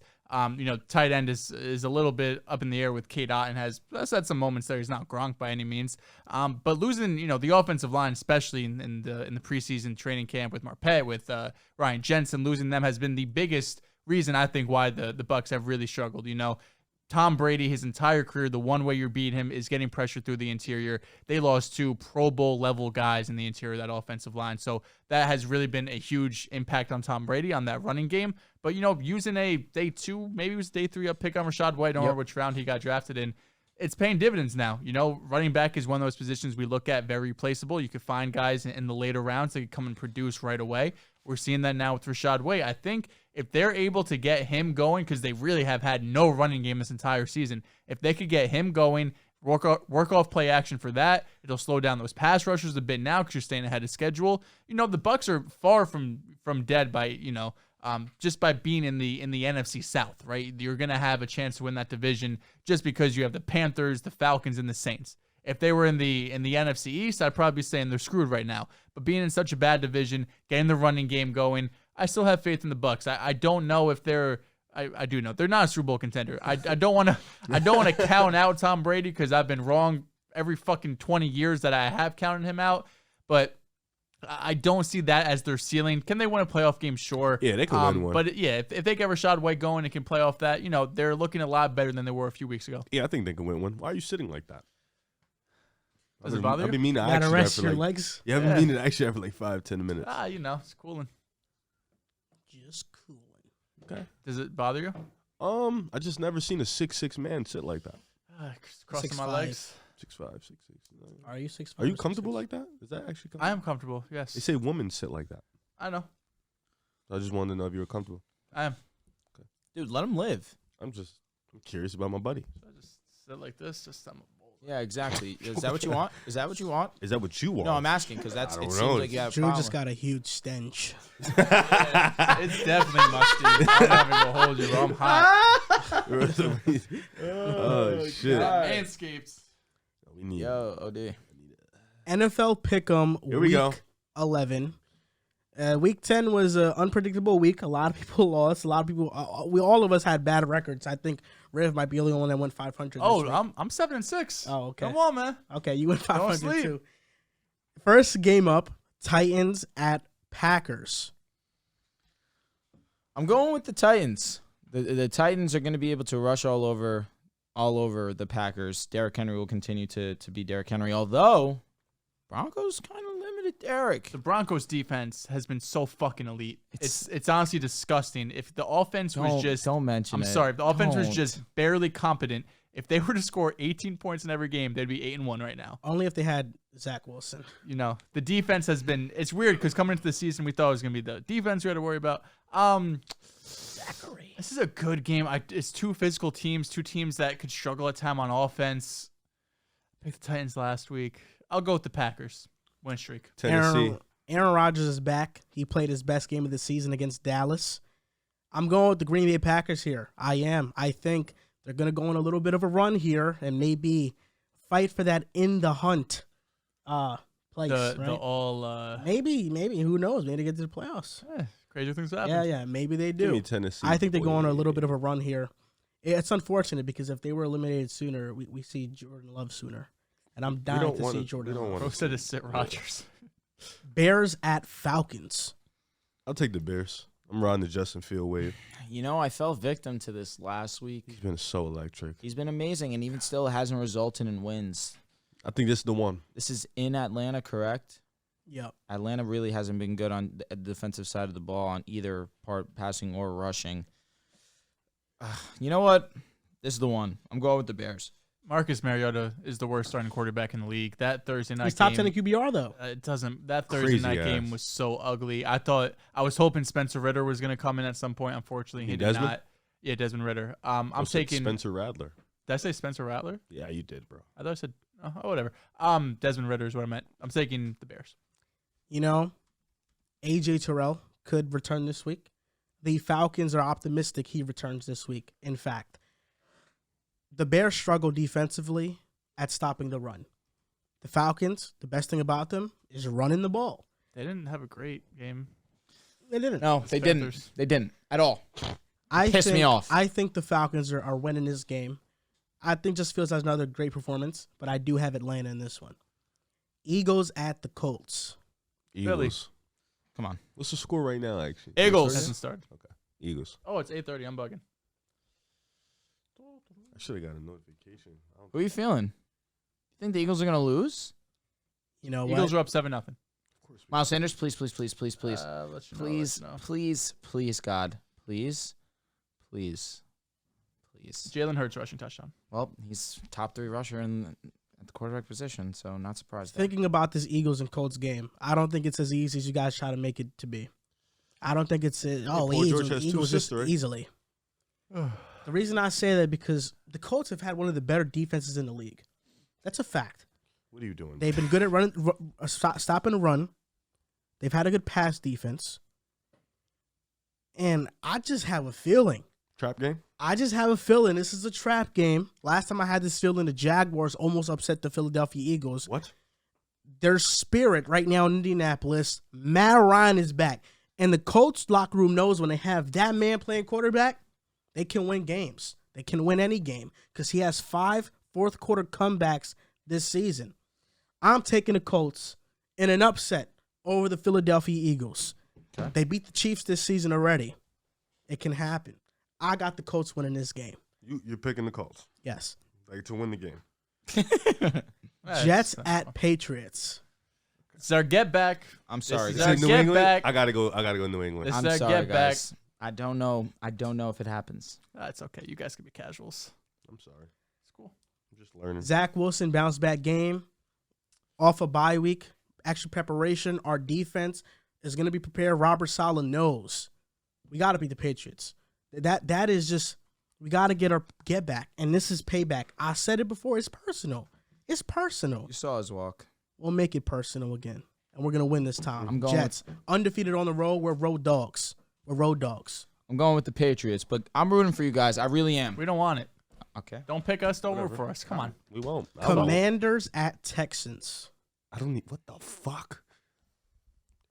I'm going with the Commanders in this one. I'll pick the Texans. Chase Young is back. He's coming back. Then I'll take the command. No, I'll be different. I'll take the Texans. I'm going to go Commanders as well. I'll take Commanders. Did you say Chase Young might be back? He might be. No, he will not play. Has actually, Taylor right now. Heineke lost? No, he might be back, actually. He says he'll not play in the Eagles game. He's not playing tonight. He might play. I'll take the Commanders. These Texans. are two pretty. SGA obvious has 18 organizations. points. You're down 7, and you thought Smart was going to stop him. You're an idiot. I just did. I said SGA is gonna. I literally said SGA is gonna get his. Oh, okay. Okay. Yeah, he has 18 already. 6 for 11, by the way. He's disgusting. Rams at Saints. If Stafford plays, Rams. I'm going with the Rams. But no Cup. Y'all saw that? No, I need the Saints to lose. Rams. Cooper Kupp has an ankle injury. The Rams just feel like this is a lost season. As simple as that. The Saints They don't have the win draft this pick either, game. right? They don't. No. The Saints, that first round pick goes to Detroit. The Saints are winning this They're gonna game. have 2 top 10 They picks. need this game. Without Cooper Kupp, I'm actually terrified what this offense looks like because it was bad with him. I'm taking the Saints. Browns at Bills. Bills. Bounce back. This is the MJ 45 double nickel. You know what I'm saying? I'll take Buffalo too. Back. I'm going with the Buffalo Bills as well. Panthers at Just Ravens. fuck me, I My guess. bad. I thought you answered. That's all right. Yeah. Wait, what'd you say? The Bills. Just I what? didn't answer. No, So- but would you say? Just Can you? Yo, we got him, y'all. We got him. We got him. Panthers at Ravens. Ravens off a bye. They stink, but I'll take the Ravens. Ravens. They've won 4 in a row.